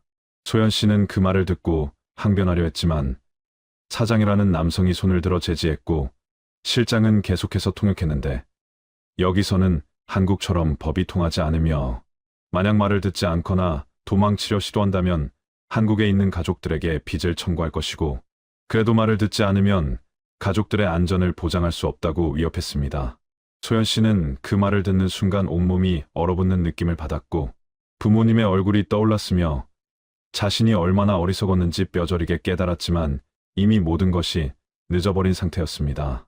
사장은 서류를 소연 씨 앞에 내밀며 서명하라고 손짓했고 실장은 이것은 빚을 인정한다는 각서이며 서명하지 않으면 지금 당장 가족들에게 연락을 취할 것이라고 협박했으며 소연 씨는 떨리는 손으로 어쩔 수 없이 서류에 서명을 했고 그 순간 자신의 운명이 완전히 그들의 송아귀에 들어갔다는 것을 느꼈습니다.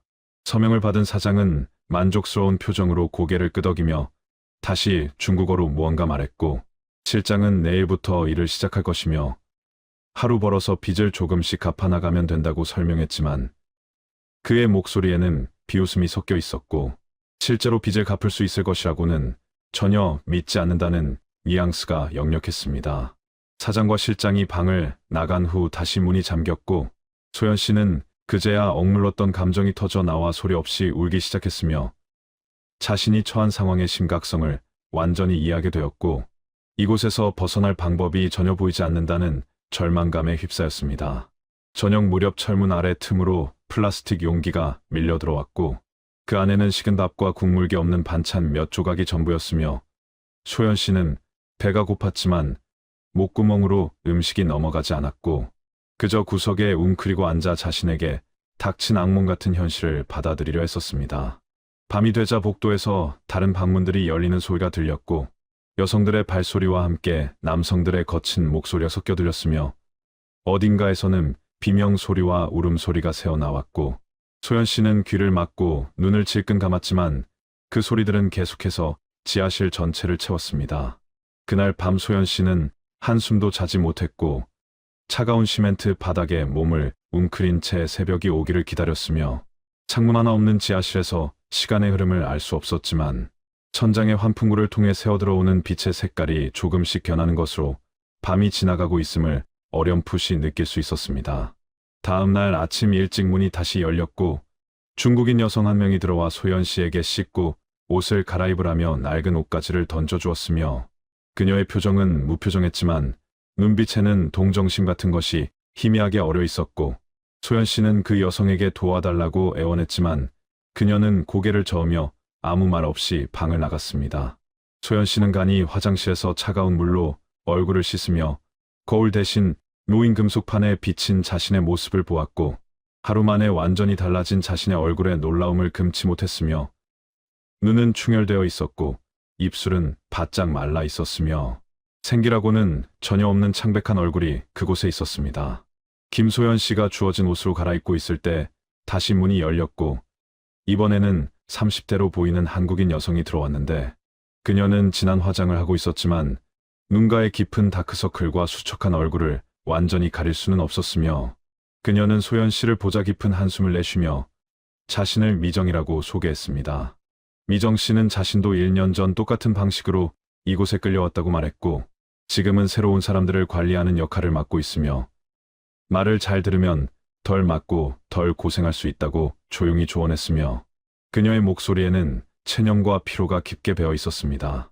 소연 씨는 미정 씨에게 경찰에 신고할 수는 없냐고 물었지만 미정 씨는 쓴웃음을 지으며 이곳 경찰 중 일부는 이미 조직과 연결되어 있고 신고했다가는 오히려 더 큰 위험에 처하게 된다고 경고했으며 실제로 몇 달 전 도망치려던 필리핀 여성이 붙잡혀 온 후 어떻게 되었는지는 차마 말할 수 없다고 고개를 저었습니다. 미정 씨는 소연 씨를 복도로 데리고 나갔고 지하실에는 생각보다 많은 방들이 있었으며 각 방마다 두세 명씩의 여성들이 갇혀 있었고 복도를 지나가는 동안 다른 방 문틈으로 보이는 여성들의 얼굴은 하나같이 생기를 잃고 있었으며 어떤 이는 멍든 자국이 역력했고 어떤 이는 눈물 자국이 마르지 않은 채 벽을 바라보고 있었습니다. 계단을 올라가 1층에 도착하자 분위기가 완전히 달랐는데 그곳은 화려하게 꾸며진 라운지처럼 보였고 붉은 조명과 소파들이 놓여 있었으며 한쪽 벽면에는 거대한 거울이 설치되어 있었고 구석에는 바카운터처럼 꾸며진 공간이 있었습니다. 미정 씨는 소연 씨를 한쪽 구석으로 데리고 가 앉히며 이곳에서 일하는 방식을 설명하기 시작했는데 손님들은 대부분 중국인 사업가들이며 술을 따르고 대화 상대를 해주는 것이 기본 업무지만 그 이상을 요구하는 경우도 많고 거부하면 빚에 이자가 붙거나 폭행을 당할 수 있다고 조용히 경고했습니다. 소연 씨는 그 말을 듣고 몸서리를 쳤지만 미정 씨는 계속해서 현실적인 조언을 이어갔는데 손님이 마음에 들어 하면 팁을 주는 경우가 있고 그 팁은 빚에서 차감되지만 실제로는 턱없이 부족한 금액이며 대부분의 여성들은 몇 년이 지나도 빚을 다 갚지 못한다고 말했으며 자신도 1년 동안 일했지만 아직 빚의 절반도 갚지 못했다고 덧붙였습니다. 소연 씨가 그렇다면 언제쯤 이곳을 나갈 수 있냐고 묻자 미정 씨는 잠시 침묵하다가 솔직히 모르겠다고 대답했고 어떤 여성은 5년이 넘도록 여기 있으며 어떤 여성은 견디지 못하고 자해를 시도했다가 더 심한 감시를 받게 되었다고 말했으며 그녀의 목소리는 점점 더 작아졌습니다. 오전 10시쯤 되자 남성 관리자 몇 명이 나타났고 그들은 지하에 갇혀있던 여성들을 모두 1층으로 불러 모았으며 총 15명 정도의 여성들이 줄지어섰고 그들의 국적은 한국, 베트남, 필리핀 등 다양했지만 모두의 표정에는 두려움과 체념이 공통적으로 어려 있었습니다. 관리자 중 한 명이 중국어로 소리를 지르며 무언가 지시했고 미정 씨를 포함한 몇몇 여성들이 통역하듯 다른 여성들에게 전달했는데 오늘 저녁 중요한 손님들이 온다며 모두 최선을 다해야 하고 실수하는 사람은 일주일 동안 식사를 제대로 못하게 될 것이라는 경고였습니다. 그날 오후 내내 여성들은 화장을 하고 옷을 갈아입도록 강요받았으며 소연 씨에게도 짙은 화장과 노출이 심한 드레스가 주어졌고 거부할 수 없다는 것을 본능적으로 알았기에 떨리는 손으로 옷을 갈아입었으며 거울에 비친 자신의 모습이 낯설고 수치스러웠지만 눈물을 참아야 했습니다. 저녁 7시가 되자 손님들이 도착하기 시작했고 고급 승용차들이 건물 앞에 줄지어 섰으며 정장을 차려입은 중국인 남성들이 담배를 피우며 들어왔고 그들의 웃음소리는 크고 거칠었으며 어떤 이는 이미 술에 취한 듯 비틀거렸습니다. 소연 씨는 다른 여성들과 함께 손님들을 맞이하도록 지시받았고 한 중년 남성이 소연 씨를 지목하며 자신의 옆에 앉으라고 손짓했으며 관리자가 소연 씨의 등을 떠밀어 강제로 그 남성 옆에 앉게 만들었고 남성은 소연 씨의 어깨에 팔을 두르며 중국어로 무언가 말했지만 소연 씨는 알아듣지 못했습니다. 옆에서 통역을 맡은 여성이 작은 목소리로 전달했는데 남성이 소연 씨가 새로운 사람이냐고 물었고 예쁘다며 오늘 밤 잘 보내자고 말했다는 내용이었으며 소연 씨는 온몸이 굳어버렸고 어떻게 반응해야 할지 알 수 없었습니다. 그날 밤 소연 씨는 지옥 같은 시간을 보냈고 술잔을 계속 채워야 했으며 남성의 손이 자신의 몸을 더듬어도 참아야 했고 거부하려 할 때마다 관리자의 날카로운 시선이 느껴졌으며 한 번은 참지 못하고 남성의 손을 뿌리쳤다가 관리자에게 끌려가 뺨을 맞았고 다시 손님 앞에 앉혀줬을 때는 입술이 터져 피가 배어나오고 있었습니다. 새벽 2시가 넘어서야 손님들이 떠났고 여성들은 다시 지하로 내려가도록 명령받았으며 소연 씨는 비틀거리며 계단을 내려갔고 방으로 돌아오자마자 바닥에 쓰러져 울음을 터뜨렸지만 옆방에서도 비슷한 울음소리가 들렸고 이곳에서는 눈물조차 특별한 것이 아니라는 사실을 깨달았습니다. 다음 날도 그 다음 날도 똑같은 일상이 반복되었고 소연 씨는 점차 자신이 사람이 아니라 상품처럼 취급되고 있다는 것을 받아들이게 되었으며 빚을 갚는다는 명목으로 매일 밤 손님들을 상대해야 했지만 실제로 빚은 거의 줄어들지 않았고 오히려 생활비라는 명목으로 새로운 항목들이 추가되어 빚은 계속 늘어만 갔습니다. 한 달이 지나고 소연 씨는 완전히 다른 사람이 되어 있었는데 처음의 저항심과 분노는 사라지고 그저 하루하루를 견디는 것만이 목표가 되었으며 가끔 부모님 생각이 나면 가슴이 찢어질 듯 아팠지만 연락할 방법도 없었고 만약 연락한다면 그들에게 위협이 갈 것이라는 두려움에 꾹 참아야 했습니다. 시간이 흐르면서 김소연 씨는 이곳의 일상에 점점 익숙해져갔고 매일 아침 7시에 문이 열리면 세면을 하고 오전에는 청소와 준비 작업을 하며 오후에는 화장을 하고 손님을 맞을 준비를 했으며 저녁부터 새벽까지는 손님들을 상대하는 반복적인 일정이 계속되었습니다. 그녀는 이제 관리자들의 발소리만 들어도 누가 오는지 알 수 있었고 각 관리자마다 성격과 폭력성의 정도가 다르다는 것을 파악했으며 왕이라고 불리는 관리자가 가장 잔인해서 그가 근무하는 날은 모든 여성들이 더욱 조심스러워졌습니다. 건물의 구조도 머릿속에 완전히 그려졌는데 지하에는 총 8개의 방이 있었고 1층은 손님을 맞는 공간과 관리자들의 사무실이 있었으며 2층에는 사장과 간부들이 사용하는 방들이 있었고 3층은 창고처럼 사용되고 있었으며 건물 뒤편에는 좁은 골목이 있었지만 항상 최소 2명의 남성이 감시하고 있었습니다. 소연 씨는 탈출에 대해 생각하지 않은 것은 아니었지만 건물의 모든 출입구에는 CCTV가 설치되어 있었고 지하실 방문에는 외부에서만 열 수 있는 3개의 자물쇠가 달려 있었으며 복도 끝에는 항상 관리자 한 명이 의자에 앉아 감시하고 있었고 설령 건물을 빠져나간다 해도 이곳이 어디인지 어느 방향으로 가야 하는지 전혀 알 수 없었습니다. 1년이 지나자 소연 씨의 몸무게는 10kg 가까이 줄었고 머리카락은 푸석해졌으며 얼굴에는 늘 어두운 그림자가 드리워져 있었고 눈빛에서는 생기라고는 찾아볼 수 없었으며 거울을 볼 때마다 자신이 누구인지 알 수 없을 정도로 변해버린 모습에 절망했습니다. 그동안 소연 씨는 이곳에서 여러 여성들을 보았는데 어떤 이는 갑자기 사라졌고 어떤 이는 다른 곳으로 팔려갔으며 어떤 이는 정신이 온전치 못한 상태가 되어 끌려나갔고 새로운 여성들이 계속 들어왔지만 그들 모두 똑같은 절망의 과정을 겪어야 했습니다. 소연 씨와 가장 가까워진 사람은 베트남 출신의 린이라는 여성이었는데 그녀는 한국어를 조금 할 수 있었고 소연 씨는 그녀에게서 베트남어 몇 마디를 배웠으며 두 사람은 가끔 지하실 복도에서 마주칠 때 눈빛으로 서로를 위로했고 말없이 손을 꼭 잡아주는 것만으로도 큰 힘이 되었습니다. 2년째가 되던 해 소연 씨는 더 이상 저항할 힘조차 남아있지 않았고 손님들의 요구에 기계적으로 반응했으며 폭행을 당해도 비명조차 지르지 않게 되었고 밤마다 지하실로 돌아와 벽에 기대앉아 멍하니 천장만 바라보는 시간이 길어졌습니다. 그녀는 가끔 한국에 있는 부모님을 떠올렸지만 이제는 그들의 얼굴조차 흐릿하게 기억났고 자신이 사라진 후 부모님이 얼마나 걱정하셨을지 생각하면 가슴이 찢어졌지만 동시에 자신이 이런 곳에 있다는 사실을 그들이 모르는 것이 차라리 다행이라는 생각도 들었습니다. 3년째 접어들자 조직 내부에 약간의 변화가 생기기 시작했는데 중국 정부가 인신매매 단속을 강화한다는 소문이 돌았고 실제로 인근 지역에 유사한 업소 몇 곳이 적발되어 폐쇄되었다는 이야기가 들렸으며 사장과 간부들은 평소보다 예민해졌고 관리자들에게 더욱 철저한 감시를 지시했습니다.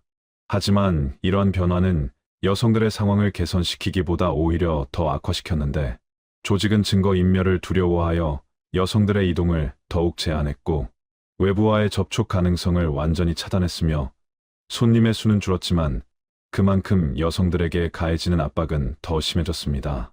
어느 날 소연 씨는 지하실 벽에 새겨진 날짜 표시를 세어보다가 자신이 이곳에 온 지 정확히 1400일이 되었다는 것을 깨달았고 그 숫자를 확인하는 순간 무너져 내리는 감정을 느꼈지만 이미 눈물조차 말라버린 상태였기에 그저 무표정하게 벽을 응시할 뿐이었습니다.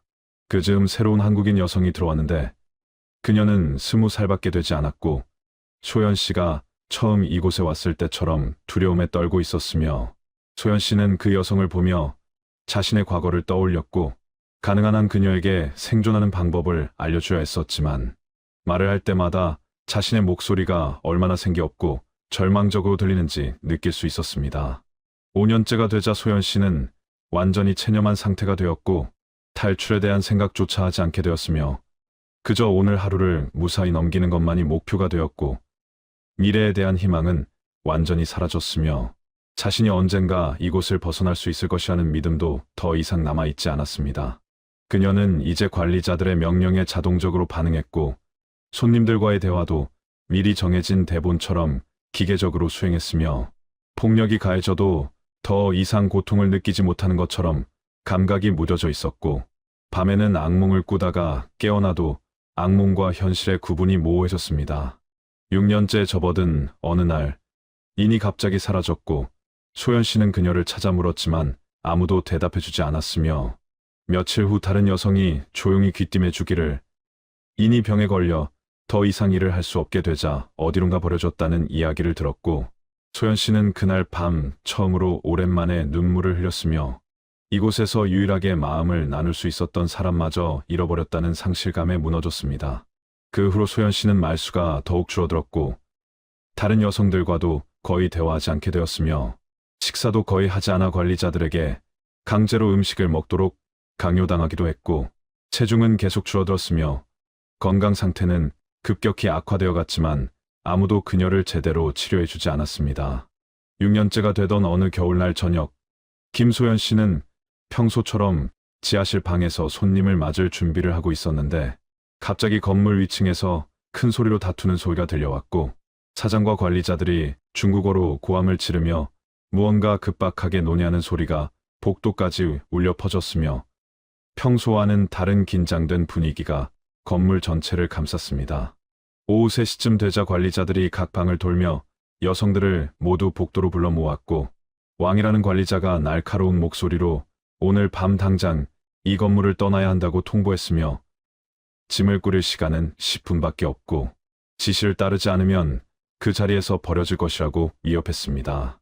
여성들은 혼란스러워했지만 감히 질문할 수 없었고 소연 씨는 서둘러 방으로 돌아가 자신의 몇 안 되는 소지품을 챙겼는데 부모님 사진이 든 낡은 지갑과 벽에서 떼어낸 작은 십자가 목걸이가 전부였으며 그녀는 그것들을 옷 속 깊숙이 숨겼습니다.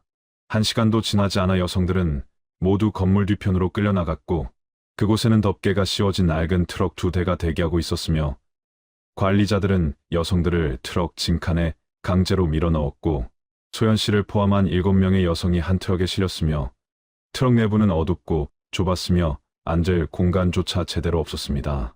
트럭이 출발하자 심한 흔들림과 함께 여성들은 서로에게 부딪혔고 어둠 속에서 누군가 작은 소리로 울기 시작했으며 소연 씨는 트럭 벽면에 기대 앉아 이 이동이 과연 어디로 향하는 것인지 그리고 새로운 장소가 지금보다 더 나을지 아니면 더 악화될지 알 수 없어 불안감에 휩싸였습니다.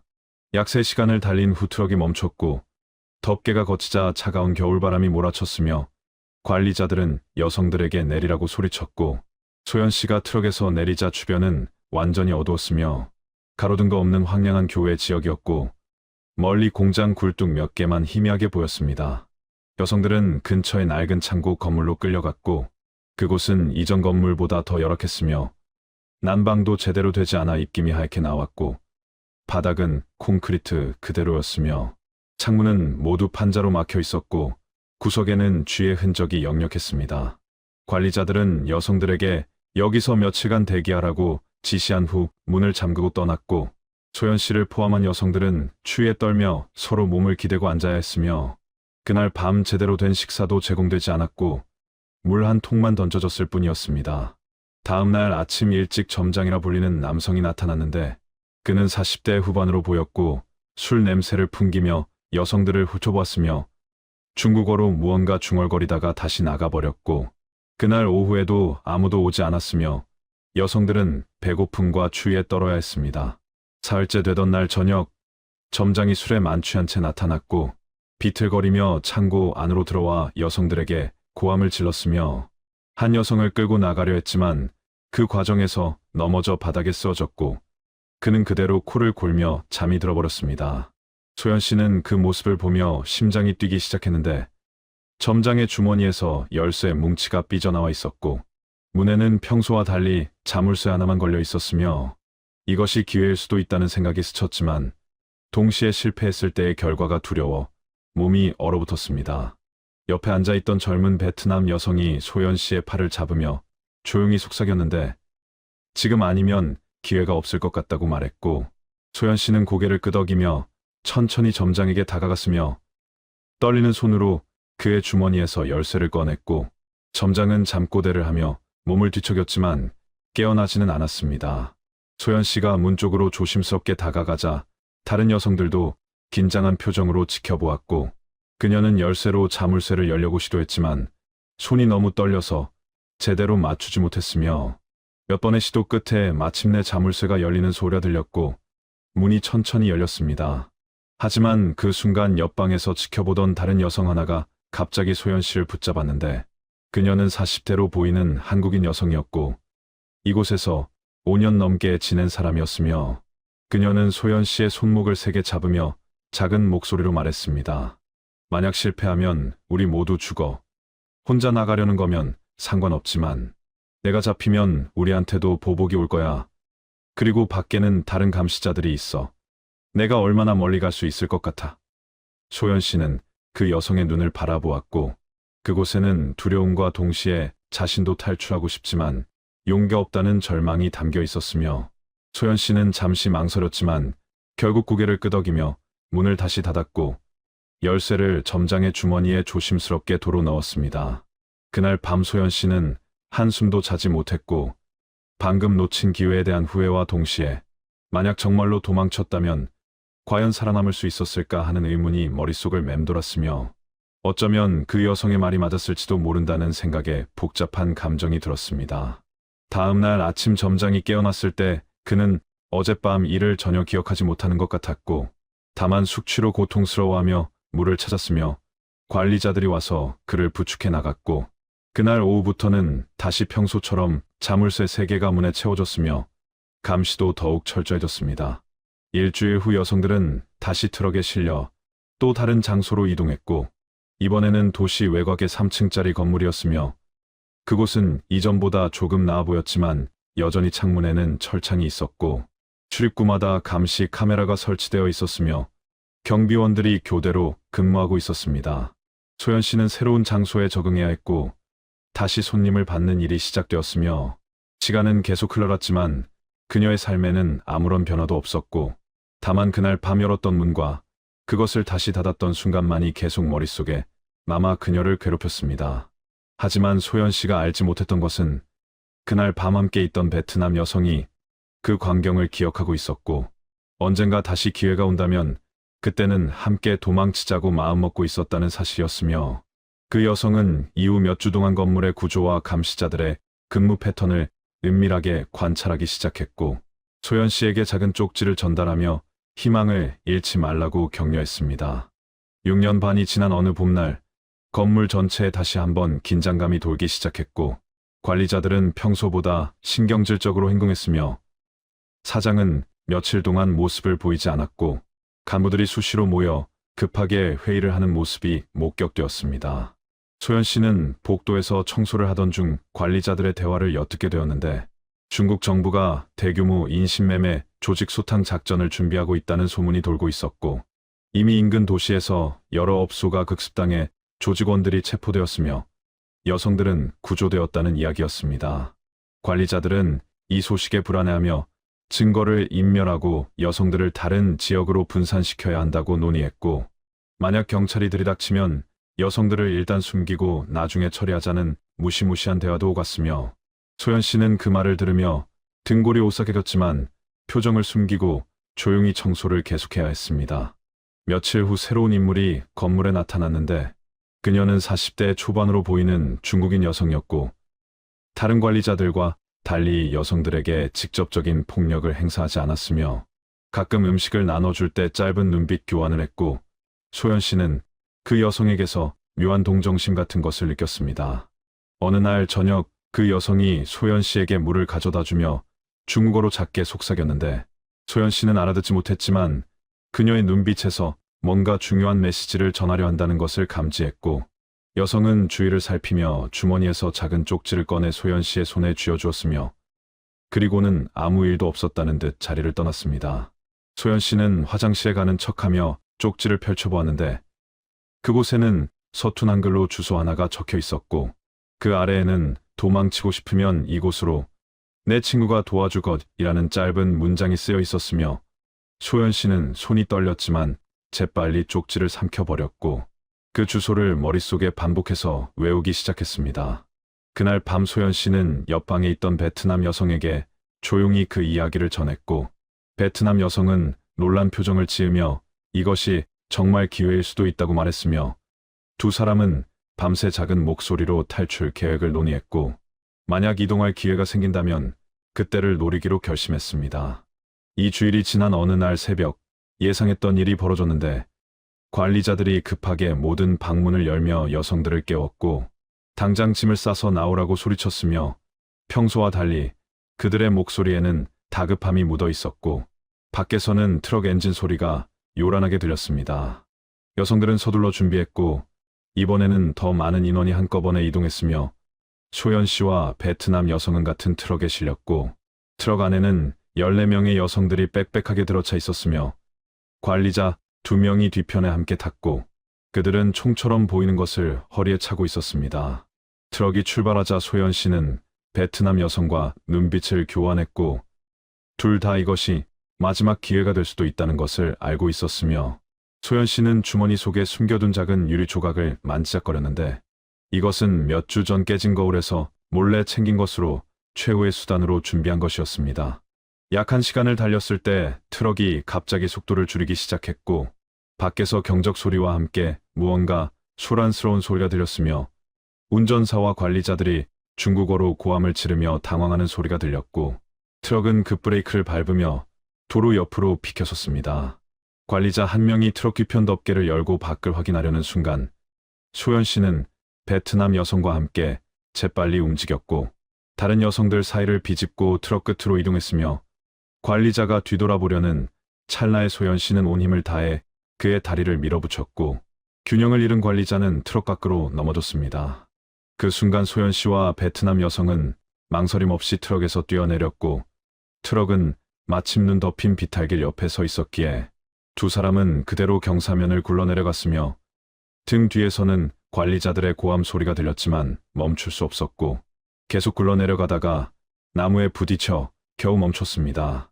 소연 씨는 온몸이 아팠지만 일어서려 했었고 베트남 여성도 다친 다리를 절뚝이며 일어났으며 두 사람은 서로를 부축하며 눈 쌓인 숲속으로 뛰어들었고 뒤에서는 남성들이 쫓아오는 발소리와 외치는 소리가 들렸지만 뒤돌아볼 여유가 없었습니다.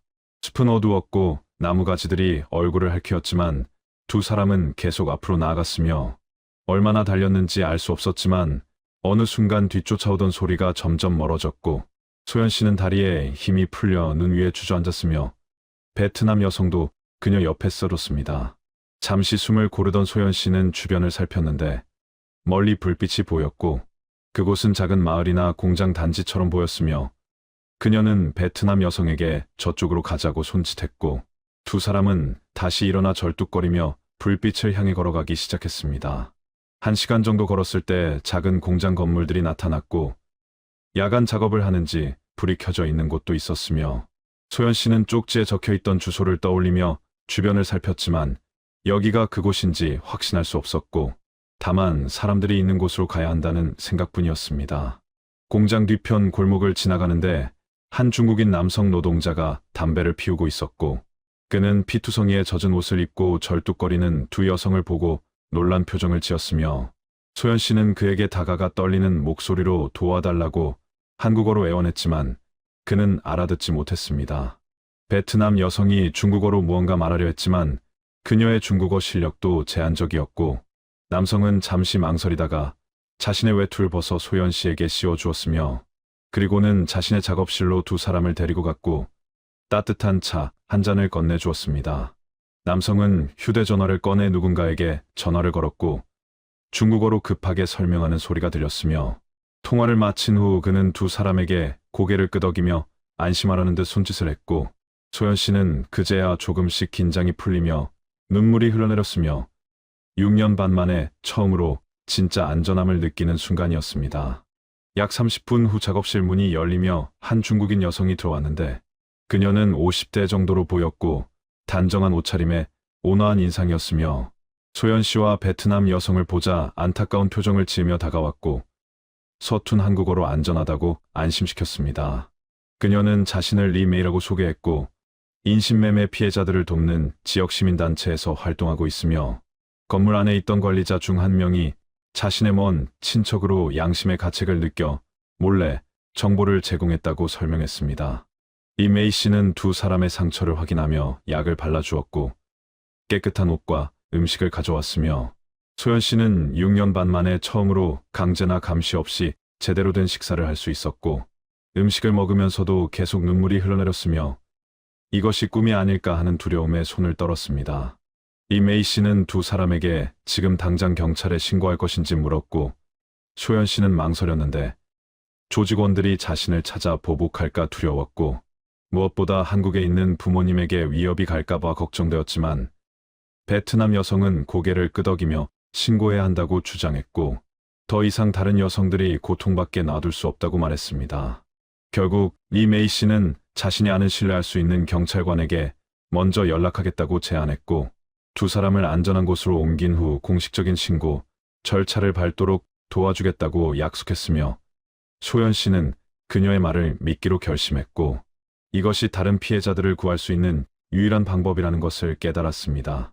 리 메이 씨는 두 사람을 자신의 차에 태우고 도시 외곽의 작은 쉼터로 이동했는데 그곳은 가정폭력이나 인신매매 피해 여성들을 보호하는 비공개 시설이었고 철저한 보안 시스템이 갖춰져 있었으며 담당 직원들은 모두 여성이었고 소연 씨는 그곳에서 처음으로 안전하게 잠을 잘 수 있었습니다.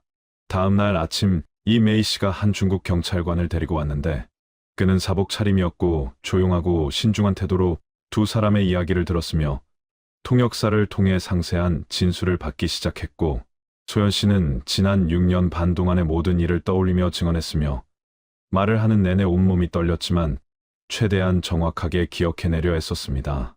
경찰관은 건물의 위치와 구조, 조직원들의 특징, 이동 경로 등을 상세히 물었고 소연 씨는 자신이 기억하는 모든 것을 설명했으며 베트남 여성도 자신이 아는 정보들을 추가로 제공했고 경찰관은 심각한 표정으로 메모를 하며 곧 상부에 보고하여 구조 작전을 준비하겠다고 약속했습니다.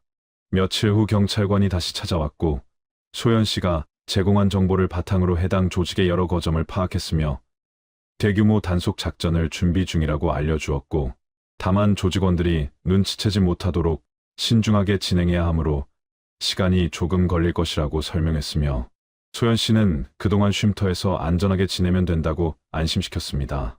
이 주일이 지난 어느 날 새벽 중국 경찰은 여러 지역에서 동시다발적으로 인신매매 조직 거점들을 급습했고 소연 씨가 갇혀있던 건물을 포함해 5곳의 업소가 적발되었으며 총 33명의 여성들이 구조되었고 조직원 18명이 현장에서 체포되었습니다.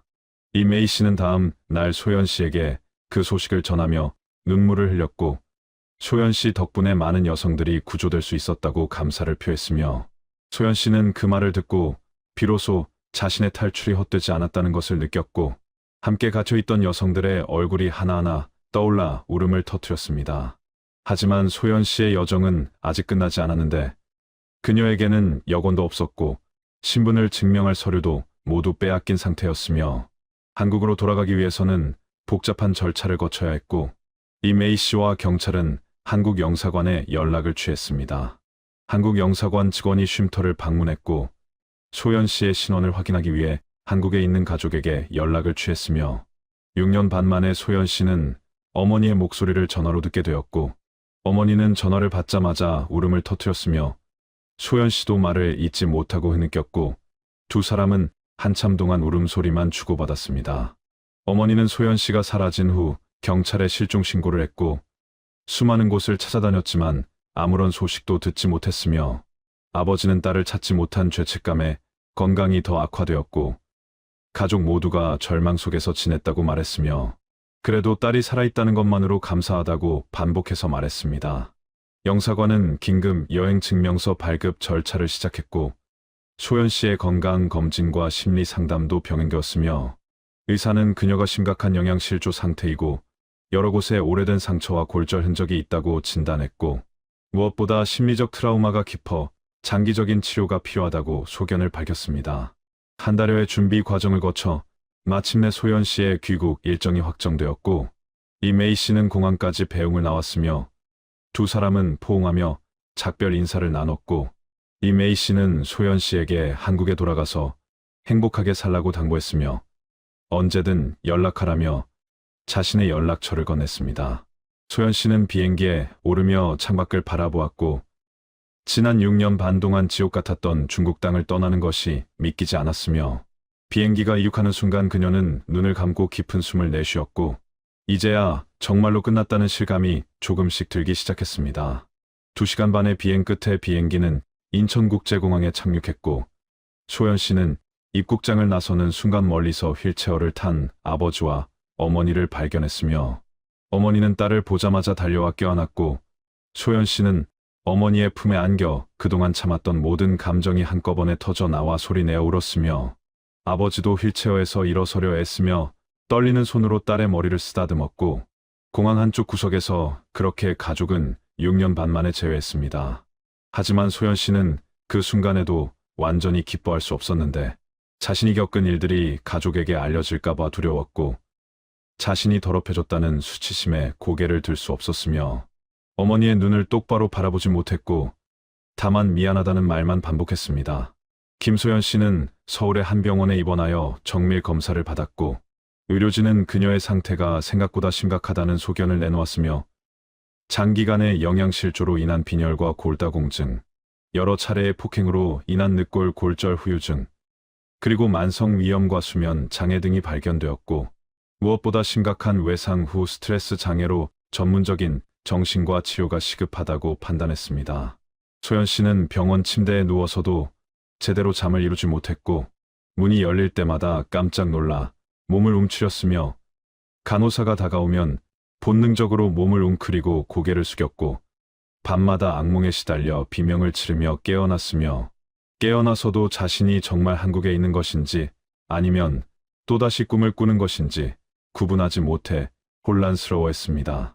경찰은 소연 씨에게 진술서 작성을 요청했고 그녀는 며칠에 걸쳐 자신이 겪은 모든 일들을 상세히 진술해야 했으며 그 과정은 매우 고통스러웠는데 묻혀있던 기억들을 다시 끄집어내야 했고 수치스럽고 굴욕적인 순간들을 낯선 경찰관들 앞에서 말로 표현해야 했으며 진술을 하는 동안 여러 번 울음을 터뜨렸고 때로는 말을 잇지 못해 한참 동안 침묵해야 했습니다. 경찰은 소연 씨의 진술을 바탕으로 중국 공안 당국과 협력하여 조직의 한국 내 브로커들을 추적하기 시작했고 소연 씨를 속여 중국으로 보낸 실장이라는 남성의 신원이 파악되었으며 그는 이미 다른 이름으로 활동하며 여러 명의 여성들을 해외로 송출한 전력이 있는 전문 브로커였고 국제인신매매 조직의 한국 지부 책임자급 인물이었습니다.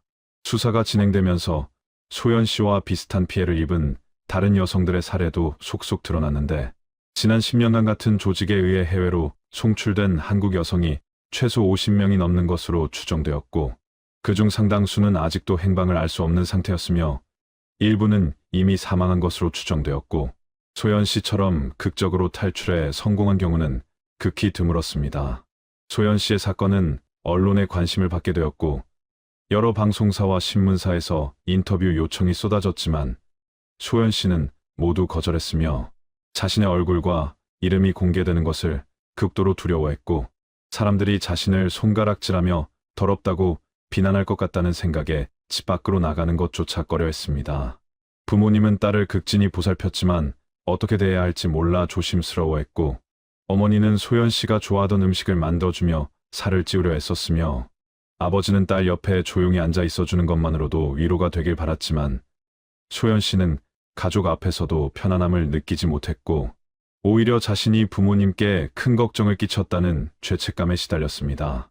퇴원 후 소연 씨는 정부에서 지원하는 피해자 보호 프로그램에 등록했고 전문 심리 상담사와 주 2회 상담을 받기 시작했으며 상담사는 소연 씨가 겪은 일은 그녀의 잘못이 아니라고 반복해서 강조했지만 소연 씨는 그 말을 쉽게 받아들일 수 없었고 자신이 조금만 더 조심했다면 계약서를 더 꼼꼼히 읽었다면 처음부터 의심했다면 이런 일을 피할 수 있었을 것이라는 자책감에서 벗어나지 못했습니다. 몇 달이 지나면서 소연 씨는 조금씩 일상생활에 적응해 갔지만 여전히 많은 어려움이 있었는데 갑작스러운 큰 소리에 놀라 주저앉았고 남성이 다가오면 본능적으로 피했으며 붐비는 장소에 가면 공황 발작을 일으켰고 밤에는 여전히 악몽에 시달렸으며 때로는 현실과 과거의 경계가 모호해져 자신이 아직도 그 지하실에 갇혀 있다는 환각을 경험하기도 했습니다. 상담사는 소연 씨에게 자신의 경험을 글로 써보는 것이 치유에 도움이 될 수 있다고 제안했고 소연 씨는 처음에는 거부했지만 점차 조금씩 일기를 쓰기 시작했으며 그 과정에서 억눌렀던 감정들을 조금씩 표현할 수 있게 되었고 글을 쓰면서 울기도 하고 분노를 느끼기도 했지만 동시에 자신이 살아남았다는 사실 자체가 기적이라는 것을 깨닫기 시작했습니다. 1년이 지난 후 경찰은 소연 씨에게 좋은 소식을 전했는데 한국 내 브로커 조직이 전원 검거되었고 실장을 포함한 주요 인물들이 기소되었으며 중국에서도 조직의 간부들이 중형을 선고받았고 무엇보다 소연 씨와 함께 갇혀있던 여성들 대부분이 각자의 고국으로 돌아갈 수 있었다는 소식이었으며 소연 씨는 그 이야기를 듣고 비로소 자신의 증언이 의미 있었다는 것을 실감했습니다. 재판 과정에서 소연 씨는 증인으로 출석해야 했고 법정에서 피고인들과 마주하는 것은 극도로 힘든 경험이었지만 그녀는 떨리는 목소리로 자신이 겪은 일들을 증언했으며 자신과 같은 피해자가 더 이상 나오지 않기를 바란다고 말했고 재판부는 피고인들에게 각각 15년에서 20년의 중형을 선고했으며 소연 씨는 판결을 듣고 법정 밖으로 나와 처음으로 안도의 한숨을 내쉬었습니다.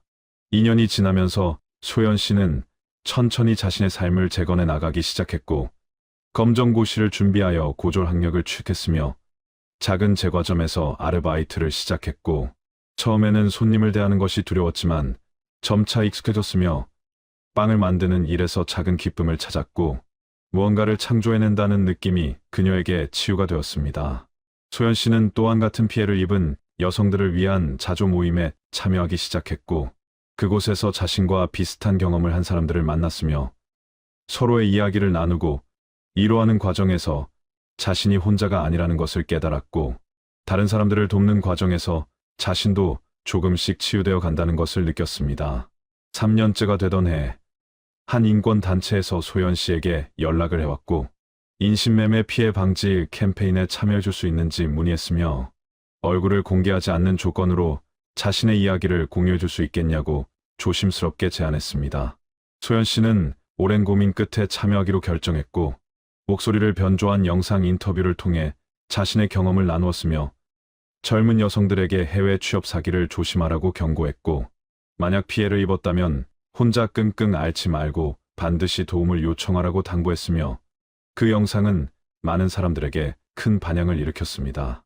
귀국한 지 4년이 지난 어느 날, 김소연 씨는 경찰청 국제범죄수사대로부터 연락을 받았고, 그녀의 사건이 국제인신매매 조직 수사의 중요한 전환점이 되었으며, 그녀가 제공한 정보를 바탕으로 동남아시아와 중국을 오가는 대규모 조직망이 추가로 적발